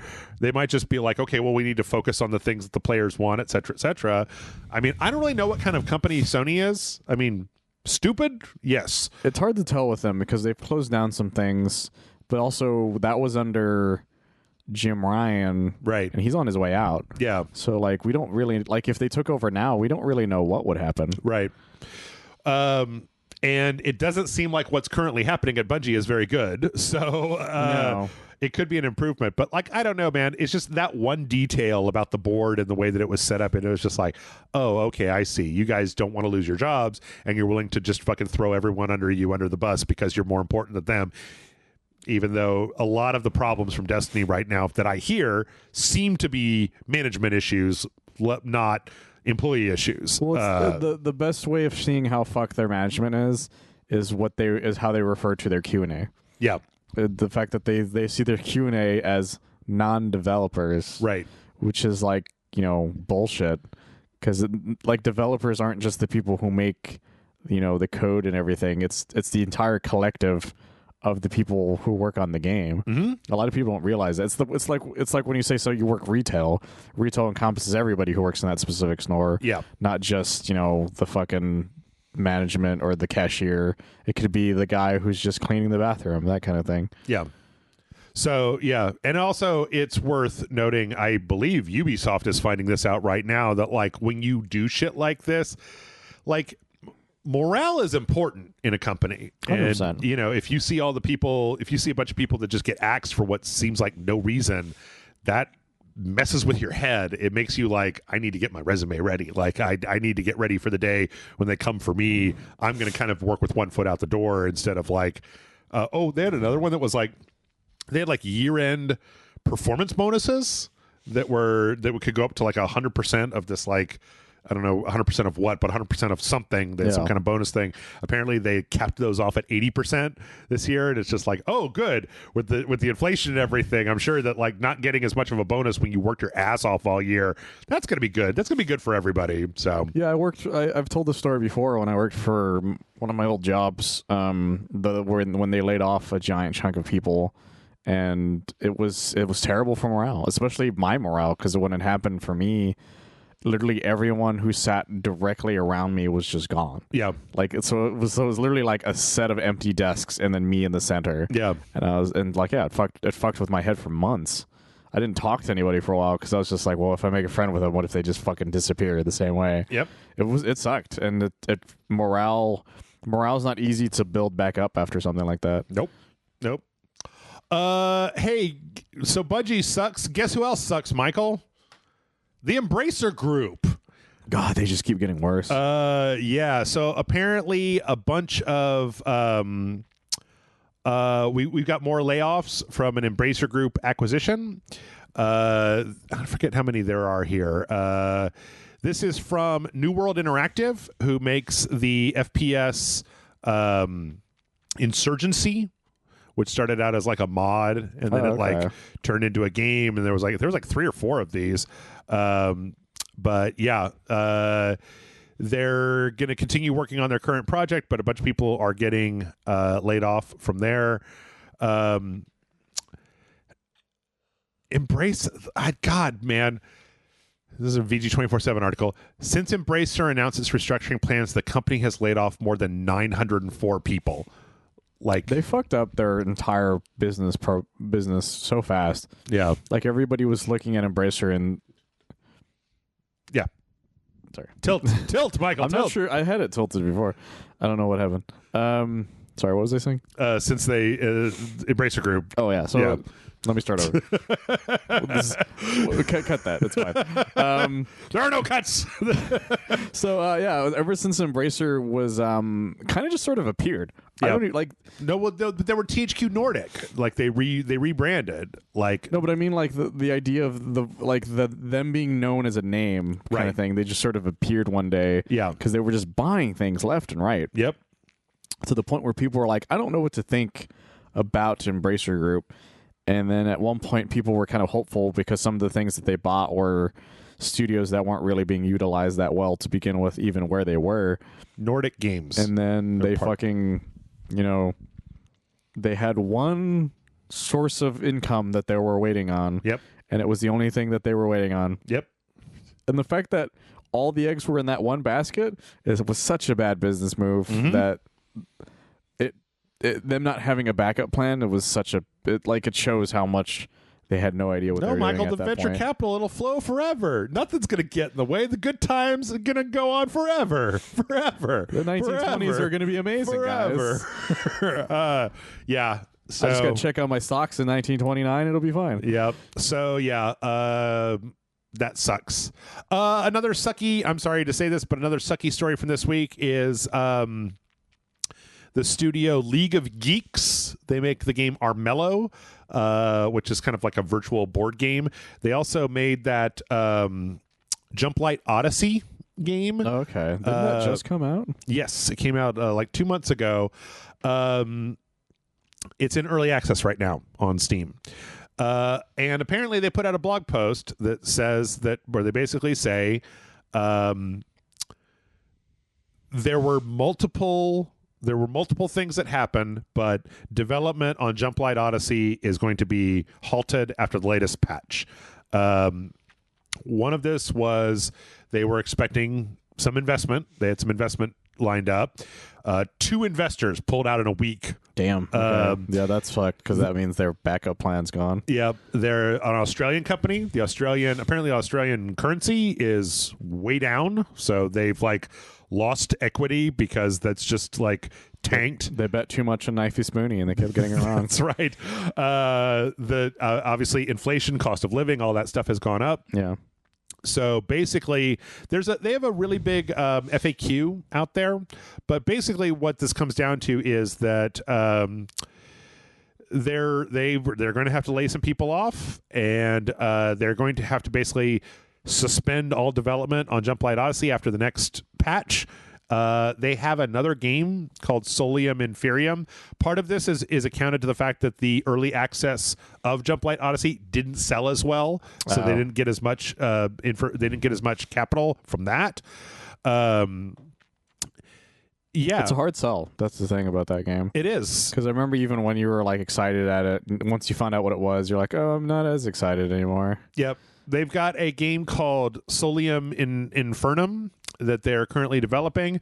They basically talk. They're still going to be releasing this on February 14th. This is they're literally live right now as we're recording this. Yeah. This is a tactics, like a strategy game where you play as a different like Lord of Hell, and then you're kind of like moving around. It's kind of semi-civilization, but then also, you know, you're kind of going back and forth. There's some cards, there's some kind of guys. It looks okay. It looks all right. Not my kind of game, obviously, but I like the character models quite a bit. Yeah, I'm just not the biggest fan of this kind of style of gameplay. It looks very sparse. But they were asked on their FAQ, like, well, what if you just cancel development on this and put those resources into Jump Light Odyssey? Could you get it into 1.0? And they said that they did the numbers, and basically their option is to cancel this game and shut down the company, or cancel Jump Light Odyssey and see if this game makes them enough money to be able to keep moving forward. Yeah, no, I know. I'm not gonna pretend and say that you guys got it now. No, I don't see this happening. I'm sorry, guys. Again, there's a lot. It has to be the best of this game ever made, and catch on. Yeah, I just don't see it happening. There's a lot in this FAQ on there's a lot of this FAQ on Steam. People basically they do a really good job of kind of going through all the different questions that people might have of like, what about this? So they ask like, what about if I have a rich uncle, or you're doing a Kickstarter? And they say the amount of money that we would need to continue paying the people that are necessary to do this is way more than we would be able to feasibly like raise on that, or even through a private investor. Like it would need to be like an equity group paying for quite a bit then, if that's the case. Yeah. Well, it sounds like they said that they got fucked. They just got fucked by investment is down. Cost of living and development is way up. Your game was a niche game, and it didn't. God damn it, Amanda! Amanda's talking shit about me on the Twitter right now because the Game Awards started on Discord. So yeah, go check it out. Let's see. Here's some good news. The Forza Motorsport and Halo Infinite QA workers have moved to unionize. This is a third-party QA studio that was employed to do this. So this is Experis QA workers. Mm-hmm. This isn't like internal Microsoft people. Apparently, there was a bunch of there was some anti-union shit that happened from Manpower Group and Experis, who are like the people. Manpower Group, I believe, is a temp agency, so I believe that's probably they're licensing contractors from Experis out to Microsoft. Yeah.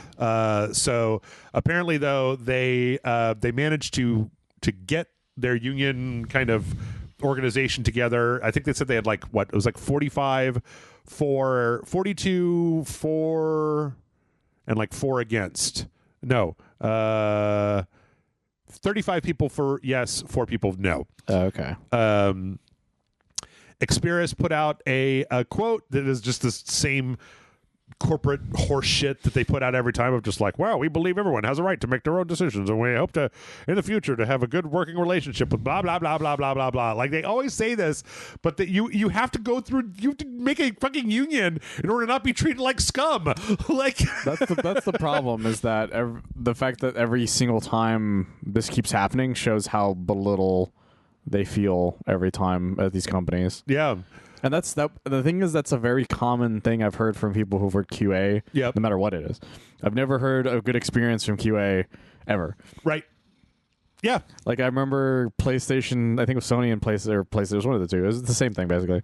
Had an entire reality show. Oh, the tester. The tester, where your prize was you got to work in QA. Yep. And every single QA person on YouTube, because a lot of those QA guys like made their own YouTube channels, were like, How is that a prize? That's not a prize. That's what the loser should have to do. That's a punishment. What is wrong with you people? Yeah. So yeah, like it's actually really easy to get in the QA, guys. Like you don't need an entire reality show for that. I don't know these workers. I don't know this management. I don't know this company. Part of the press release they put out said, "quote No vote could ever change the respect we have for our consultants. Our people are the core of our operations, and we believe that they are the best that we at our best as a company when we work together, listen to learn from each other." I guarantee you that management is not listening to Q&A workers, is not learning from them, and does not value them. I guarantee you that is the case because they also don't engage in good faith. Yes, because that they never have. No, like the thing is that it takes a lot. I know that we talk about this a lot, and I don't want to harp on it too much, but it takes a lot. American workers have been trained to don't make waves, like that if you have a problem, get a different job, right? Yeah. Like if you want to move up, you're just going to have to find a different job. You have to go get more training. You have to go to college. You have to do whatever. American workers have been so fucked with for so long that it's like the only thing left to do is to revive labor unions. You guys can stop this whenever you want, corporations. You just have to actually quit firing people and treating them like shit. Like if you could just do that a little bit, you could probably string people along even more. But every time this happens, it's like a rising wave. The more this happens, the more it will happen, and you have the power to stop it. If you could just treat the people that work for you like fucking human beings for a minute, like goddamn. The problem is the way things are is that everything is about growth. Yep. And the easiest way to do growth is to neglect other parts. Yep. And that's really shitty. But we bought them a pizza. What more do they want? I know the cost of living has gone up by 25% this year, but we got them a pizza. I always think about this tweet a guy put out where he's like, I once made a joke when they brought out these pizzas for us. And we're like, is this part of our bonus? We all had a good laugh. But then the next day, our HR grabbed me. They're like, to answer your question, yes. And don't ever ask that ever again. God. Yeah, it was so fucked. Well, speaking of Microsoft, we had a couple of little tidbits. This isn't huge, but Phil Spencer was talking at a recent, something in Brazil, I think, said that Microsoft spends more than $1 billion a year to bring games onto Game Pass. I know that was something that we kind of knew only because of the court filings for the FCC thing. Yeah, it had been talked before. But the bigger thing about this is that they also said they have no plans to bring Game Pass to PlayStation or Switch. Which makes, perfect normal sense. The problem is that people were reporting that he wanted to. Yeah. But I remember when I saw that reporting of him wanting to, I was like, I think you guys misunderstood something he said. I think that he said we love our titles and we want them to be on as many platforms as humanly possible. Like, confirm Game Pass on Switch. It's like that. No, that's not. That's not what that means. That's not what that means. That's not what that means at all. Even though, you know what? I can envision a world where Phil Spencer is like, hey, you know what? What would be better? We'd love it if they bought a PC or an Xbox and then they bought Game Pass. But what would be great is if fucking people with PlayStations were also paying us Xbox for Game Pass. It would never happen, though, in a million years. Yeah, Sony wouldn't let that shit on there. I doubt Nintendo would let that shit on there. Nintendo might, just because they're lazy enough when it comes to online stuff. Yeah. But PlayStation would be like, no, never. In fact, we're cutting off everything from you just to fuck you. We saw how bitterly they fought during all the litigation. Yeah. There's no love lost with those guys. Let's see. We also got the story that Phil Spencer also talks about. He's got really high hopes for Starfield, that you're going to play it forever and ever and ever. You're going to play it. It's going to have the same legs as Skyrim. So, you guys, because a lot of people keep wondering why they keep reporting on the fact that Starfield's numbers keep going down. Yeah. They're like, well, it's a single-player game. Why there's so many articles on this? It's because of shit like this. Yep. Where Todd Howard or Phil Spencer are like, this game's going to last you forever and ever.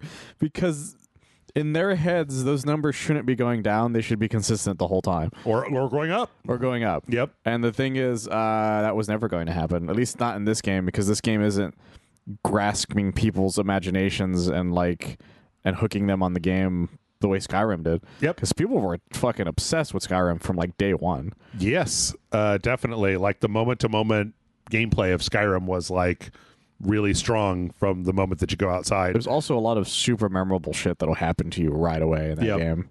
Where I can't, like, the fact that Skyrim's opening sequence is such a giant meme that still happened, that I still get caught off guard by it, by the way. I will watch a video, and then all of a sudden the guy will get knocked out, and then, it's like, fuck, again.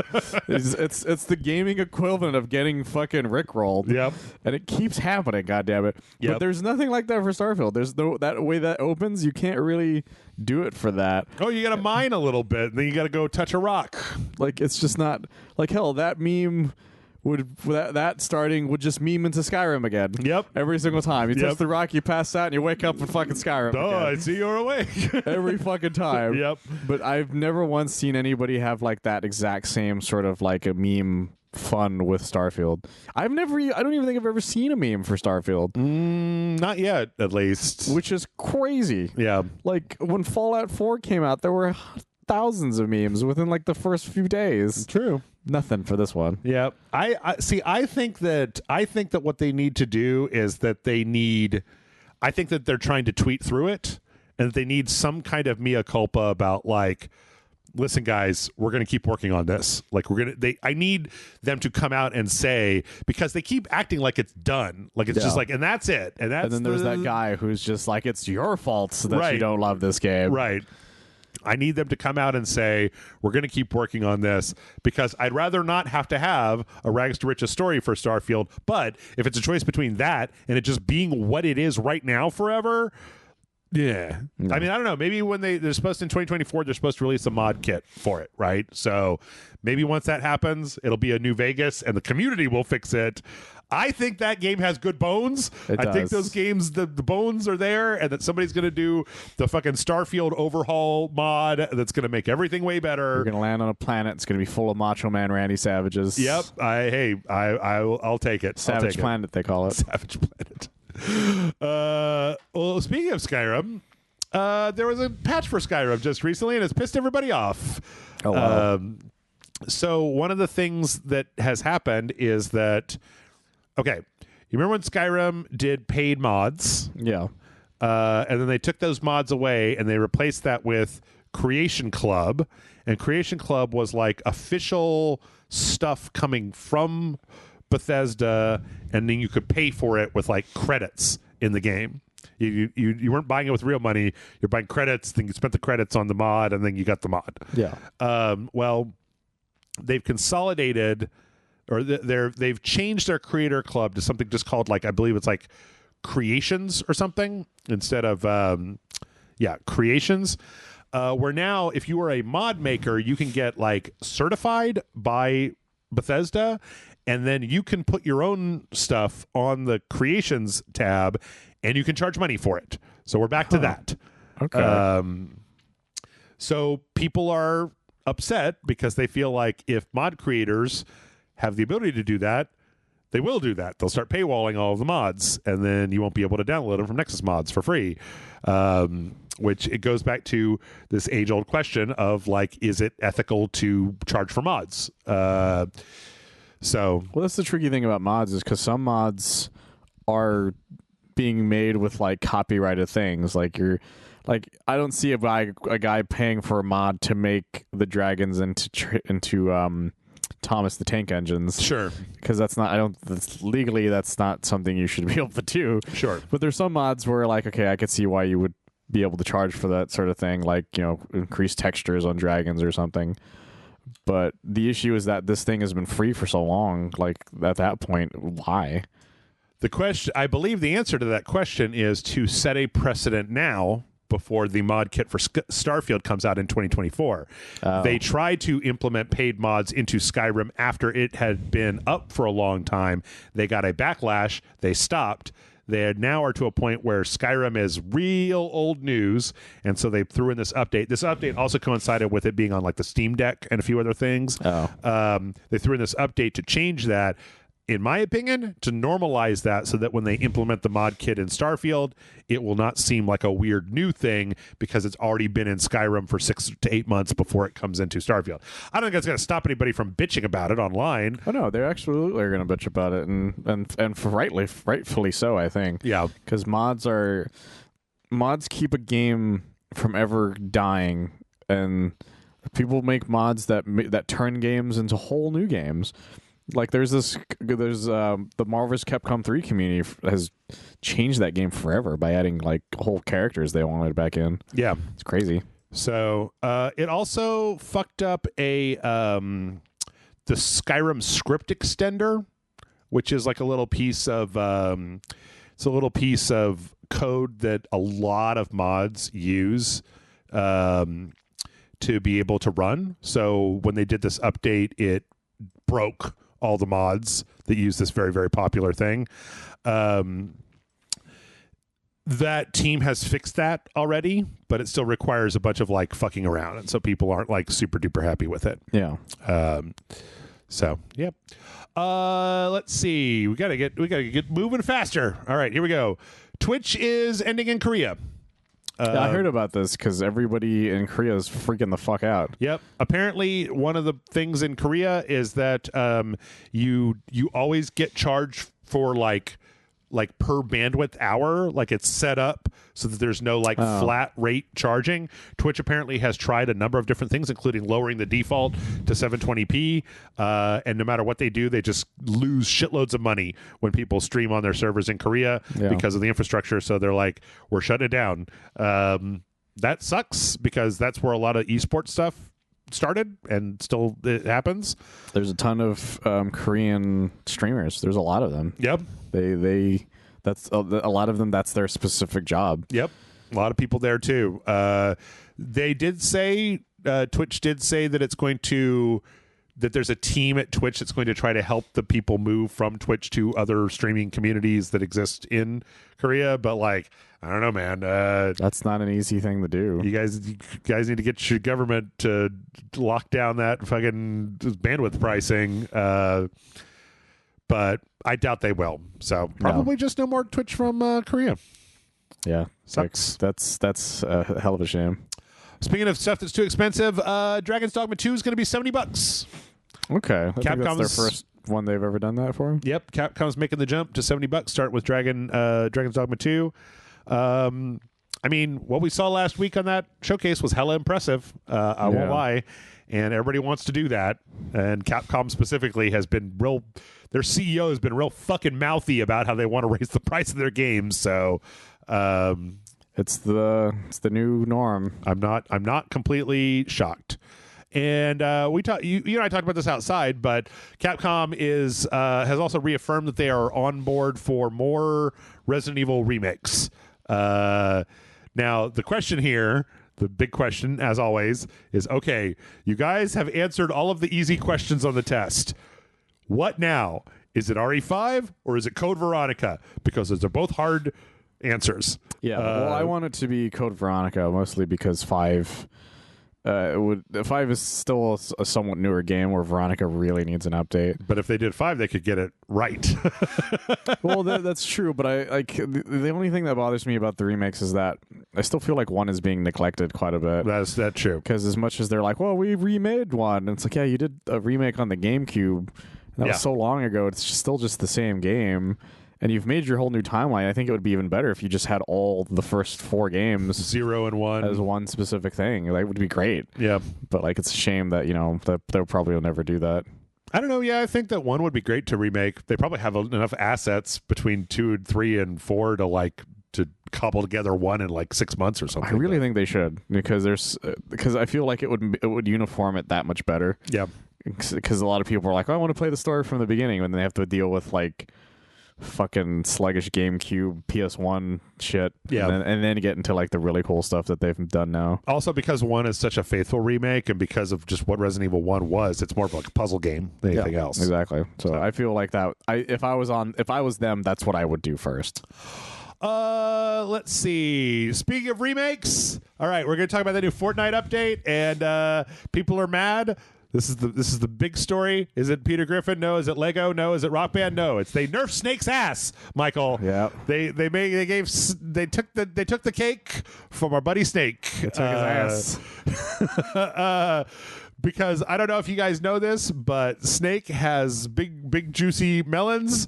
What is the thing that the judge says in The Good Place? I search for big juicy natural tomatoes. Juicy natural tomatoes. Yeah.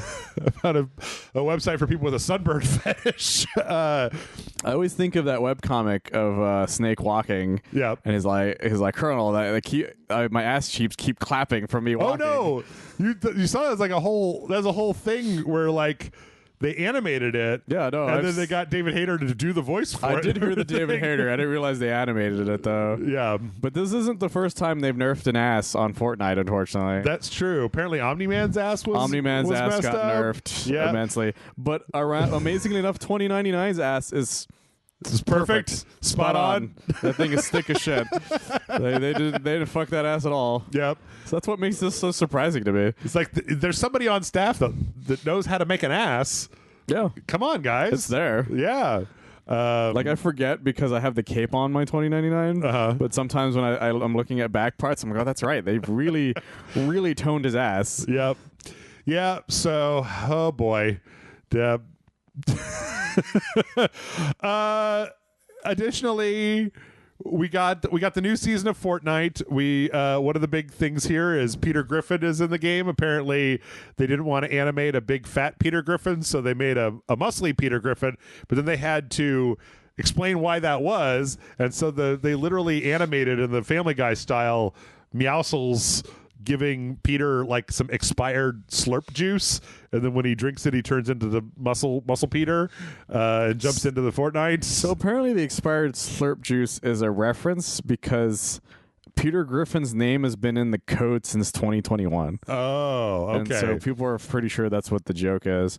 But the other thing, people are pretty sure they didn't want to make him fat because his hitbox would be so much different. Because there aren't any fat characters in the entirety of Fortnite. Sure. Also, I think that I read something where they said that he would have to have a whole different animation set because he wouldn't look right. Yeah. Running with the skinny run, he would be a fat guy. So. Well, exactly. They would have to make it. They would have to make an entire new set of that and still make it match. It just wouldn't work, unfortunately. It's the reason why the Hulk is so weird to look at. Yeah. When you look at him, because he's got tiny fucking hands. Oh. Because he has to hold the guns. So it's just fucking weird. Yeah. But yeah, there's a lot going on in this new update. You've got Peter Griffin. You've got weapon mods. There's so much shit like that. People are still finding out. A whole bunch of people got announced for Fortnite in the past couple days. Oh, really? Yeah, like they're gonna add Cell and Frieza. Oh, there you go. The Ninja Turtles. Apparently, John Wick is coming back to the store, and so is Tom Hardy's Eddie Brock. Apparently, the rumors he's coming back to the store soon. Nice. So you'll be able to get him again. Yeah. So it's fucking crazy, like what's going on right now. And then there's the Lego stuff going on. Yep, there's a whole Lego survival mode that's coming out that looks like Minecraft. It looks like Minecraft, but in Fortnite. And they've confirmed a lot of who has a Lego skin and who doesn't right now. Yep. And it's weird, like, because not everybody does, but there's a lot of people that do. So a lot of the existing characters have specific Lego skins. Yeah, this is out now. You can go play this. It's just part of one of the new modes that's in there for free. Yeah, some skins, if they don't have one, they'll just give you like a very default looking Lego. Yep. One of the characters kind of thing. I definitely am going to check this out. Like, I don't know. I've kind of warmed up to Fortnite a little bit over the years. So. I have quite a bit. Thanks to Zero Build. Yeah. I was playing this new mode with a friend recently. He's trying to save up for when Solid Snake does come out. He's coming out like in 40, 50 days, something like that. January 24th or 20th or something like that. It was 51 days when it started, so it's probably 40 something by now. There's also some Rock Band stuff in here from Harmonix. Yeah. When you go to the because they changed the menu too. And you remember how you could save emotes and shit? Mm-hmm. Now it's save instruments. Oh my goodness! I think that's purely for the Rock Band thing. I lost track of the number of trailers, but there was one of the trailers that showed them at a concert, and it literally had the road it was on Rock Band with stuff happening. I'm curious to how that even works. I think it was the Weeknd. The Weeknd's gonna have a concert or something. They come out with a bunch of skins for him apparently. Yeah, and they're their own season pass. Those things too apparently. They're going crazy. They're going crazy. Nuts. This is like, okay, it's funny because I was thinking about how, like, you know, people are like, oh, we're coming for the, like, okay, I don't think about it a lot because this is a different type of game. But, you know, we talk about like live service games like Destiny or like the Avengers or Suicide Squad stuff. And it's just like, they're always like complaining pantsing about just like, oh, you know, like we're doing our best. We're working on content. It's been a month since the last Fortnite like season started, and that one, what was the last one? Was like it was back to the OG. Oh, it was the one, and then before that, it was like the Cyber City with Attack on Titan, and then Spider-Man, and it's like they don't stop, man. Fucking that shit is non-stop. Like it just keeps going, and like they put in the work. 3 new modes. Yeah, the Lego mode, the Rock Band one, and this fucking racing one. Yeah. There's like a race thing. The season pass that's out right now, like, you know how, like, you remember like a lot of them were like, oh, this character is like the top one or whatever. Yeah. The top thing's like a car. Like, it's a series of cars. It's like, okay, and it's all for the racing thing. Yeah. Like Peter Griffin's like, I think the middle of the season pass or something like that. Yeah. And it's like, it's fucking weird. Yeah, there's like a train now. Yeah, like, I got on the train. Yeah, and you can. There's like chests on the train you can get. Good lord! You have to like wait for it to unlock. I like the fact that they've the snake is regular snake with goggles, and old snake. Yeah. Like it's. I'm really excited for whenever he comes. I'm hoping to get him. Yep, kind of thing. I think I'll missed probably out on some of the others. I think I'll probably pay for it no matter what. Like, well, I think he's one of the quest ones, but I don't know. Because I know there's some characters like that. That's what Indiana Jones was, and I didn't do it, and I regret not doing that. Come on, Michael. It's Fortnite. Surely there's a way to pay. Maybe. I don't know. Yeah. You can definitely get Peter Griffin for pay, though. Speaking of crossovers, we got a little tease for the next Street Fighter 6 crossover. This caught me completely the fuck off guard. Yeah. I thought it was fan art originally because somebody took like part of the clip and like posted it. I'm like, this is a really interesting fan art. Yeah. Not realizing it was from this trailer. Yep. It's a fully animated trailer of Chun-Li and Your Forger from Spy Family. Yep. So Spy Family has like there's a movie. The next like arc is a small arc, and so they're making it into a movie called like Code White or something like that. By the way, have you been keeping up with your Spy Family? I have not. I've been meaning to. There's a cruise line arc that's going on right now that is great. See, this part right here, I thought it was a fan art. Oh, of the two of them kicking. Yeah, that was like, I was like, that's a really cool fan art. Not realizing it was this fucking trailer. Yep. I mean, you know, Your Forger and Chun-Li. It is a little weird because, like, you know, Your Forger is like a killer, not like a beat 'em upper. I mean, I guess she does beat people up, but you know, the thing about Yor that a lot of people forget is that Yor has like superhuman fucking strength. Yep. So like her leg probably would have like kicked Chun-Li's leg clean off. Yep.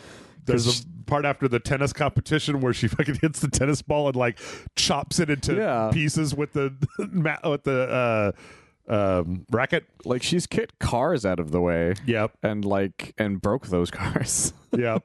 Of course, a lot of times it feels like she does that stuff when she's not fighting. Then it's like, well, it's like she doesn't know her own strength and uses it in the wrong way. But anyway, that's true. It's a really good little thing. There's nothing out just yet. It said it'll be January 9th, which is that's my birthday. Oh, there you go. So happy birthday. Happy birthday to me. Your Forger wishes you a happy birthday. I mean, hopefully they get their pricing a little bit under control. Because pricing is fucking ridiculous. It's almost certainly going to be. It's just an outfit and some moves and some emotes and some stuff for your custom characters. Most you can likely, make your own Your Forger. Blah blah blah blah. So. We got a lot of trailers here. We're gonna have to go a little faster. We got a Quan Chi trailer. Yeah, Quan Chi's coming finally. Even though like he was very much a thing that you could fight, or he was he was like a cameo, right, in the story mode. No, was he? In the Shang Tsung chapter? I don't remember. Yeah, he would show up as a cameo, at least when you were fighting him. I don't remember if you yourself could use him. He's got a lot of tentacles. Yes. He's super into like more occulty Cthulhu type attacks. And a lot of like green and purple, like very bright green and purple energy lights coming off of him. It looks pretty cool. I had forgot that Chameleon was a cameo. Yeah, because Chameleon is a character that most people don't know about. I don't think they're a character. I think they're coming with this, right? Like Trevor did. Yeah, they're a cameo because Chameleon was a super special character. This is the original version of them in Ultimate Mortal Kombat Trilogy for the PlayStation. What they were supposed to do was they were supposed to be like a character that just did every ninja's moves. Yeah. Was their original thing, and then eventually, they got added to other games, and then eventually they just turned them into a woman, and so a lot of times people forget Chameleon even exists. Yeah, so it's nice to see that she's getting some love. I did like the Quan Chi Shang Tsung matchup where they talk about I'd hoped our deadly alliance, I'd hoped that our association would be more of a deadly alliance or something. I love the fact that they keep dropping that in this MK1. I'm a big fan of the Deadly Alliance name. Oh, also, we got the news last week that apparently MK1 is going to get like an Aftermath style expansion, like a full story expansion. Ed Boon said. I'm cool with that. Something like Aftermath, but from MK1, which is good because if it can resolve I won't spoil it, but if it resolves the teaser to like, oh no, the new bad guy, and you're like, that lame-o? Yeah, that's the new big bad? Him? Like, are you sure? Yeah. What, is he funny or something? Yeah.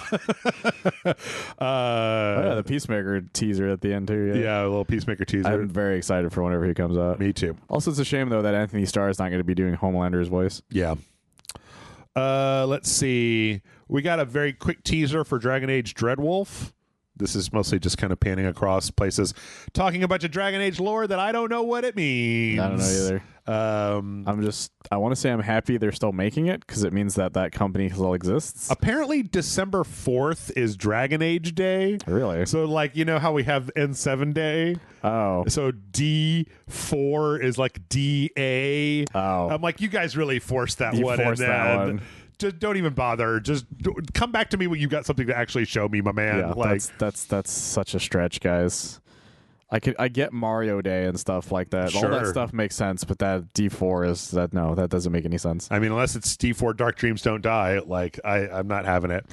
Maybe also, it's got 4Ds in it. This is bullshit because they're like full reveal summer of next year. I'm like, just wait and do it then, you wigwongs. It's because they want to celebrate their made up holiday. Yeah, you big fat jerks. We got a full trailer for the no return mode for The Last of Us 2 remake, which is the horde mode that's coming out. I kind of I'm softening a little bit to this just because I did like the combat engine in Last of Us 2. Yeah. I just didn't like the story that it was attached to, or the story that it was attached to boned me out so hard that I didn't want to do it anymore when people were like, oh, tell my wife I love her. Why are you stabbing me? You continuing to stab me. Like, I'm still alive, but I'm still badly burned. Right. But this is like a little randomized section. Like if it's just kind of the pure combat mode as opposed to having to do all that stuff. I don't know. It could be fun. I'm still not super into this as an idea, but well, like that, whatever. like a horde mode is a better fun thing to mess with. But yeah, the game, I was never a big fan of the story mode for that because I was talking to somebody about it a while back as to why I didn't like the story of 2. Because they're like, well, did you like the story of 1? I'm like, yeah, because the story of 1 is it's a story of hope in a dark world. Right. But the story of 2 is it's darkness. Everything sucks. Yeah, everything sucks. More darkness. Everything's darkness, more darkness. Yes. How about more darkness? It's like, I don't fucking want to deal with that, guys. Yep. And it came out at the worst possible time for that, too. Yeah. So, yeah, I really don't care for the story of part 2. This happened kind of right after we recorded last week. They put out it's kind of the Strider story trailer for Stalker 2. Stalker 2 is still coming out, yeah. right? I forgot about that, yeah. You haven't seen this, so I'm not sure how interesting this will be because it's mostly talking. No. But it's kind of a compelling trailer. It's kind of a guy talking about, like they have this one scene where this guy takes apart like an AK-47, like in front of you, like he's literally taking the gun and separating it into different parts, and then he like hands you kind of the base and says like, can you figure out how to put together this blah blah blah blah. They kind of have a section where they show a character like sniping people. It all looks really really nice. Like it looks very compelling. I don't know. I've never really been super duper into Stalker, but I kind of like what I'm seeing here. So I'll be interested to see how this ends up turning out, because it does look interesting. I also like this fact that in this trailer we just see like a guy in a suit as opposed to somebody in Stalker gear, like just a regular person, which is pretty rare for Stalker stuff. Yeah. So I don't know. It'll be interesting to see. I haven't been following the Stalker stuff super duper, but it's got a release date. It looks like it's mostly done, or it sounds like it's mostly done. So I've been working on it for a while. Yeah.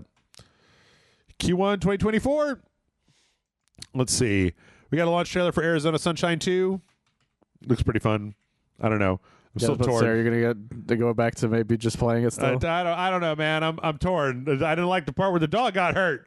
I don't know. Like, it looks good, and I do kind of want to get one of the new, either the MetaQuest 3 or the PSVR 2. I'm kind of leaning towards a PSVR 2 because the MetaQuest 3 is like good, but it's still not quite as, it doesn't have like that foveated rendering thing that the PSVR 2 has, and I kind of would like to try that. Also, I really liked Arizona Sunshine. I just don't want it to be a realistic dog that gets hurt. No, I get it. Give me the arachnophobia mode, but for dog harm.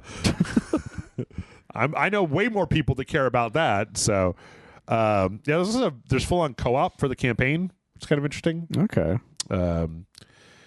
Anyway, we got some other VR news. Did you see this? I did, actually. Yeah, there's going to be a Mobile Suit Gundam Silver Phantom. They had a quote official trailer. It is nothing. It's nothing. It is nothing. It is the reveal of a logo, and then a guy saying, "Well, we're totally making this game. We look forward to telling you more in the future." A lot of VR shit, I guess. What was the first thing he said? He says like, "Hello, I'm this guy. I hope you enjoyed this first glimpse of Mobile Suit Gundam Silver Phantom." It's just a fucking symbol, dude. There's nothing there, you ass.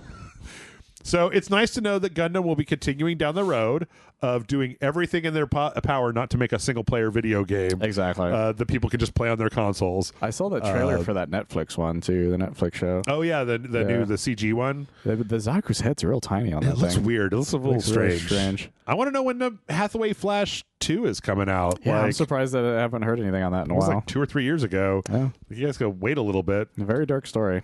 Well, here's a VR game that I will play. Arcade Paradise is getting a VR thing for the MetaQuest 2, so you can do all the stuff. I'm wondering if they're going to change a lot of the games, or if it's mostly going to be like they're going to focus on the like whack-a-mole and light gun shooting and stuff like that. But I can see that. It does look a little rough. It looks a little last-gen VR, to be honest. But well, that game wasn't exactly like super detailed to begin with. That's true. Hey, Michael, there's going to be a new Contra game. Ooh. Contra, Operation Galuga. Wait, is this the one that we heard about before? Or is this another one? This is the one that WayForward is making. Okay, so this is the one we know about. Yes. Yeah. They showed off the characters. There's going to be 6 different characters. It's going to be the 2 guys from the original, Bill and Lance. His name is Lance Bean? How did I not know this? There's going to be 2 lady characters. There's like an agent character, and then this lady that's like from the island that's been invaded. And then there's 2 kind of mechs. One of them is like a guy in a armor. The other one is just like a straight up robot. Oh. Everything they're showing looks very Contra. No behind the back fucking around, just some 2D side scrolling Contra with like the little blimps to give you stuff and crawl along the ceiling, and here's some monsters, here's some robots, here's some beefy dudes with guns and a spread shot. Contra's back, guys. This looks good. I would like Contra, to play this. Yes, but hopefully fun Contra. Yes, because we've seen Contra try to come back before. I trust WayForward. Yes. WayForward has been good so far at what they've done. Well, that's the only reason I'm excited and I have any excitement for it. Yeah. Yeah. So that's going to be happening at some point early 2024. Let's see. Speaking of side scrollers, we got a trailer for Momodora Moonlight Farewell. I don't know if anybody actually knows what that's a lot of words. Momodora Reverie in blah blah blah was. Momodora is like a 2D kind of Metroidvania-ish sort of Soulsy game that's been going on for a while. I think that a lot of people will remember there was a boss in the first Momodora that was a giant witch with big boobs, and you had to hit the boobs. They're very good games, though. I played the first one after it was recommended on a Watch Out for Fireballs or Bonfireside Chat or one of those guys. But they're very good. They're very good. So this kind of thing with this like Lamia character. There is some big old anime booba in there, but but there's also just some games regular ass action in there too. So, but these are pretty good. January 11th, just like straight up coming out. Okay, good for them. Yep. We got a release date for Ultros. There was that very, very weirdly colorful Metroidvania game that we saw. That thing is really cool looking. Yeah. There's also kind of a full gameplay walkthrough, but when I was doing the news, at this point, I realized I had way too much anyway, so I cut it. But yeah, that's coming out February 13th. We got the release window trailer for Harold Halibut. This is the stop animated. Well, that's right. I remember the seeing. It's a game that's kind of stop animated. It's not actually fully stop animated. Yeah. It's like they scanned in like actual little stop animated puppets, and then they used those as their models in the game. And wow, the effect is amazing. Like it looks really, really amazing. Yeah, I remember them announcing this, that we thought it was just like really cool, but seeing even more of it in action, with this kind of like depth of field, is so cool. It looks like it's stop animated. It looks like it's stop animated by hand, but it's more fluid than that. But then the actual motions that they're doing apparently are like motion captured. So they scanned in actual physical puppets and then motion captured like what they're doing, and it's this very surreal, like people on a ship. People that live on an underwater ship on an alien planet, and then very like kind of like Wes Anderson. There's like these weird alien fish people and just real weird shit. It looks really cool. It looks amazing. I recommend everybody go take a look because it really does look. It looks different than anything I've ever seen before. Yeah, and I think that's probably one of the coolest things about it. Yeah. So, and that is. Do we get one early 2024? Vampire Survivors is getting Among Us. I saw that. Somebody's got a lot of money. Either Vampire Survivors or Among Us has a lot of money because they created this like fucking huge Sakuga animated trailer of the Vampire Survivors blasting a bunch of stuff and then going through a portal and going into the cosmos, and then here's the Among Us, and then they team up because things are happening, and then they go out and they're fucking blasting off into the universe and shooting everything in sight. And I don't know. This is the most bombastic trailer of the entire bunch, and it's for Vampire Survivors X Among Us. Yeah. Neither of which is anything like this. Yeah, it's kind of great to see, but like you're like, yeah, the games are not like this. Yeah, it's pretty crazy. But yeah, it's going to be one of the little Among Us's in Vampire Survivors. So I have to admit that sounds so much fun. Vampire Survivors emergency meeting, 18th of December.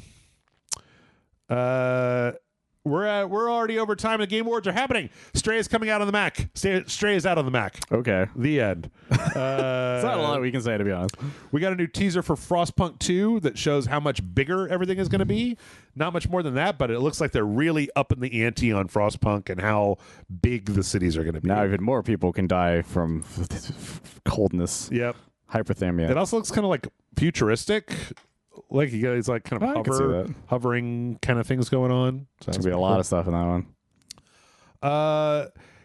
There's a game called Pacific Drive that was a very weird like roguelike driving around in kind of a weird existential. Yeah, they showed this at one of the Game Fests or whatever. Yeah. We have a release date for it now. Oh. So it looks pretty bombastic. It looks very weird, like you're driving kind of like a station wagon that you're having to like soup up and repair and like do stuff into this kind of like, it's like, what if Stalker happened in the Pacific Northwest and you had to drive into the exclusion zone to figure out what was going on there? I do like the fact that like one of the paint jobs for it is just the Mystery Machine. It says Weird Wagon. And it's Weird Wagon. Yeah, that's really cool though. Yeah. It looks like there's a lot of interesting stuff going on in this trailer. And it's coming out February 22nd. We also got a release date for Open Roads. This was the game that was going to be the next Fulbright Company game. The game they made. Gone Home in Tacoma, and then the bunch of shit had happened. Dude turned out to be garbage, and so he's the only person who works at that company now, and they started their own company to put this out. This looks like a very atmospheric driving around, reading letters. It's a story about a mother and a daughter, and I'm like, well, I wish you the best of luck. Yep. There doesn't appear to be any lip sync or very much emotion in the characters' faces. It's fine that Carrie Russell is voicing the mom, but not for Jeff. Sure, probably. I guess. Okay, I like Carrie Russell as an actress, but this is like it's just an animated little thing. Barely animated. Also, it's very rough, so I don't know. We'll see. But it's coming February 22nd as well. Let's see. Shadow Gambit got their DLC this week that we mentioned last week. That's their final thing, right? With their final thing. 2 new crew members, Zagan and Yuki. Zagan is like one of the kind of the bad guys.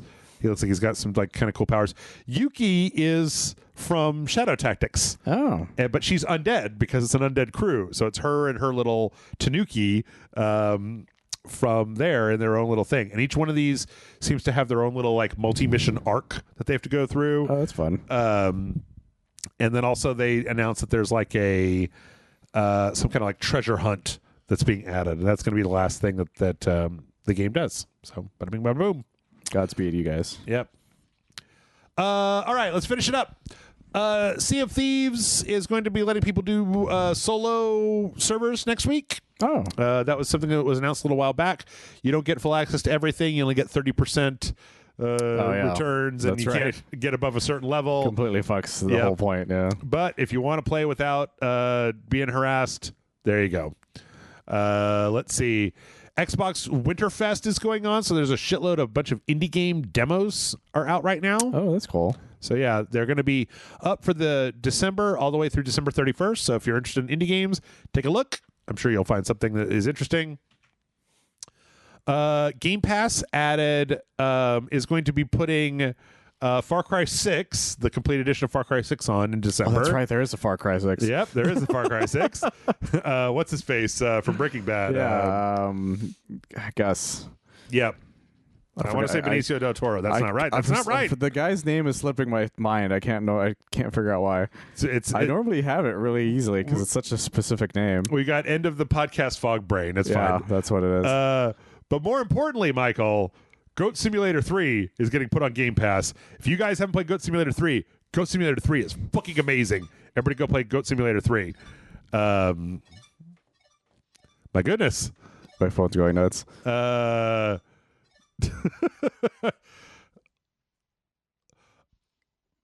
Crime Wave Rocky City is getting a Christmas update. Oh, geez. It's a lot like the Halloween update, where the Halloween update put a bunch of pumpkins on the heads of people. The Christmas update is putting snowman heads on the bad guys. Jesus, how is this still a thing? It's adding some lady teammates, some new tutorials, and more. I don't know. Yeah, I'm with you. I don't know how this game is still alive and how it hasn't been shut down by now. Yeah. All I can think of is that some dark money is being pumped into it from somewhere. So fucking Jump Line Odyssey has to suspend operation, but Rocky City is getting a Christmas update. What kind of world do we live in? That's bullshit. Just insanity. A new Devil May Cry game is coming out in January, Michael. It is unfortunately a gotcha phone game. Yeah. It's not even like an auto battler. It's like literally like you have to hit buttons to attack on it. Which is still a game, I guess. Some kind of PvP bullshit. What are you doing, guys? Fuck off with that. It's very frustrating. Apparently it didn't do very well in China, which is saying something. That's saying a lot. There's no way it's going to do well here then. Yeah, so I don't think this is going to be a good thing. But hey, if you want, it's coming in 2024. Boom. Probably of more interest to people, Alan Wake 2 is getting New Game Plus. Ooh. It was announced in a tweet where they just said, new month, new game, plus. And it's just got a picture of Alan shining a light at a wall that says New Game Plus on it. So Ooh, fun. there you go. Let's see. A mod team has finally finished a full translation for Samurai Spirits, which was a Samurai Showdown RPG that was put out for the Neo Geo everywhere but America a long time ago. This is really interesting. This guy, this specific project lead guy, basically got like a dump of the entire English translation of the game, and then whoever did that for him was just like, okay, now fuck off, you're on your own, like do whatever. But they've gone through and they have fully translated the entire game into English, so now you can check it out. It's very weird. Okay. It's got like Super Mario RPG, like special moves that you've got to put in button prompts to do. Yeah. And it uses the sprites from Samurai Showdown as like a Final Fantasy style like fighting. Like, there's like an overworld, and then you get into battles and you do like attack, and then you'll do stuff, and it's pretty cool. Okay. So, in other mod news, Thief the Dark Project got 10 new missions added to it, and not just like by anybody. They're made by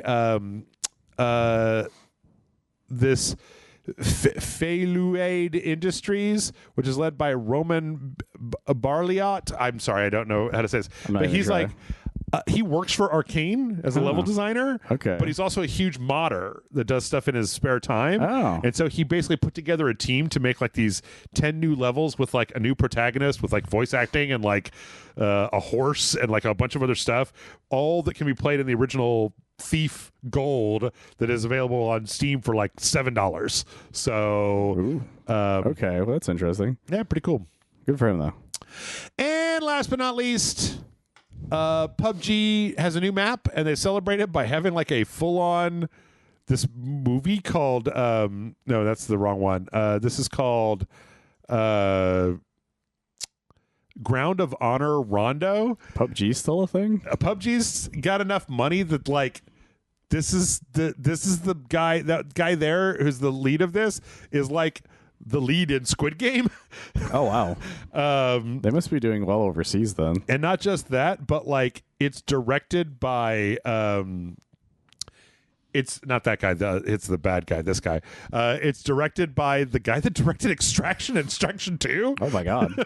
And it's like this 8-minute long thing. It's okay. It's very action oriented. It's kind of like media. It's better than a lot of this stuff because like it has professional people in it. It was directed by like an actual director. It's apparently says a lot about PUBG, but I don't know what. So well, like I recognize one of the guys from something else, but I can't figure it out. Oh, that guy I recognize from something, but I can't figure out what it is. It's a Squid Game guy. No, but the other guy. The one the that you other said guy. that, the one you said that was not the Squid Game guy. That guy I've seen him from something. I just can't put my finger on it. Yeah, apparently, from all indications here, it would seem that PUBG is big in Asia. So yeah, that would make sense. Like, yeah, good for them. Yep. Somebody was bound to like it. And that's it. Michael, should we turn on the Game Awards and just react to whatever we see? Nah, we don't have time. We don't have time for that. We don't have time for that. We got to go home and watch the Game Awards. So, yeah. Michael, tell them where they can find you when you're not over here. Help me out with the old podcast. You can find me on oneofus.net. We do a lot of movie and television reviews. The one for The Boy and the Heron is up currently. Cool. So go ahead and listen to that. Yep. And if you enjoy what you hear, maybe consider going to patreon.com/RageSelect and helping us out, kick us some bucks, get some bonus videos that nobody else gets to see. It is how we stay in business. You get bonus videos. You get access to Discord server. You get all kinds of good stuff. That's it. I'm done. Now that the Game Awards are over, if you guys will excuse me, I'm going to go watch the Game Awards. All right. Bye, everybody.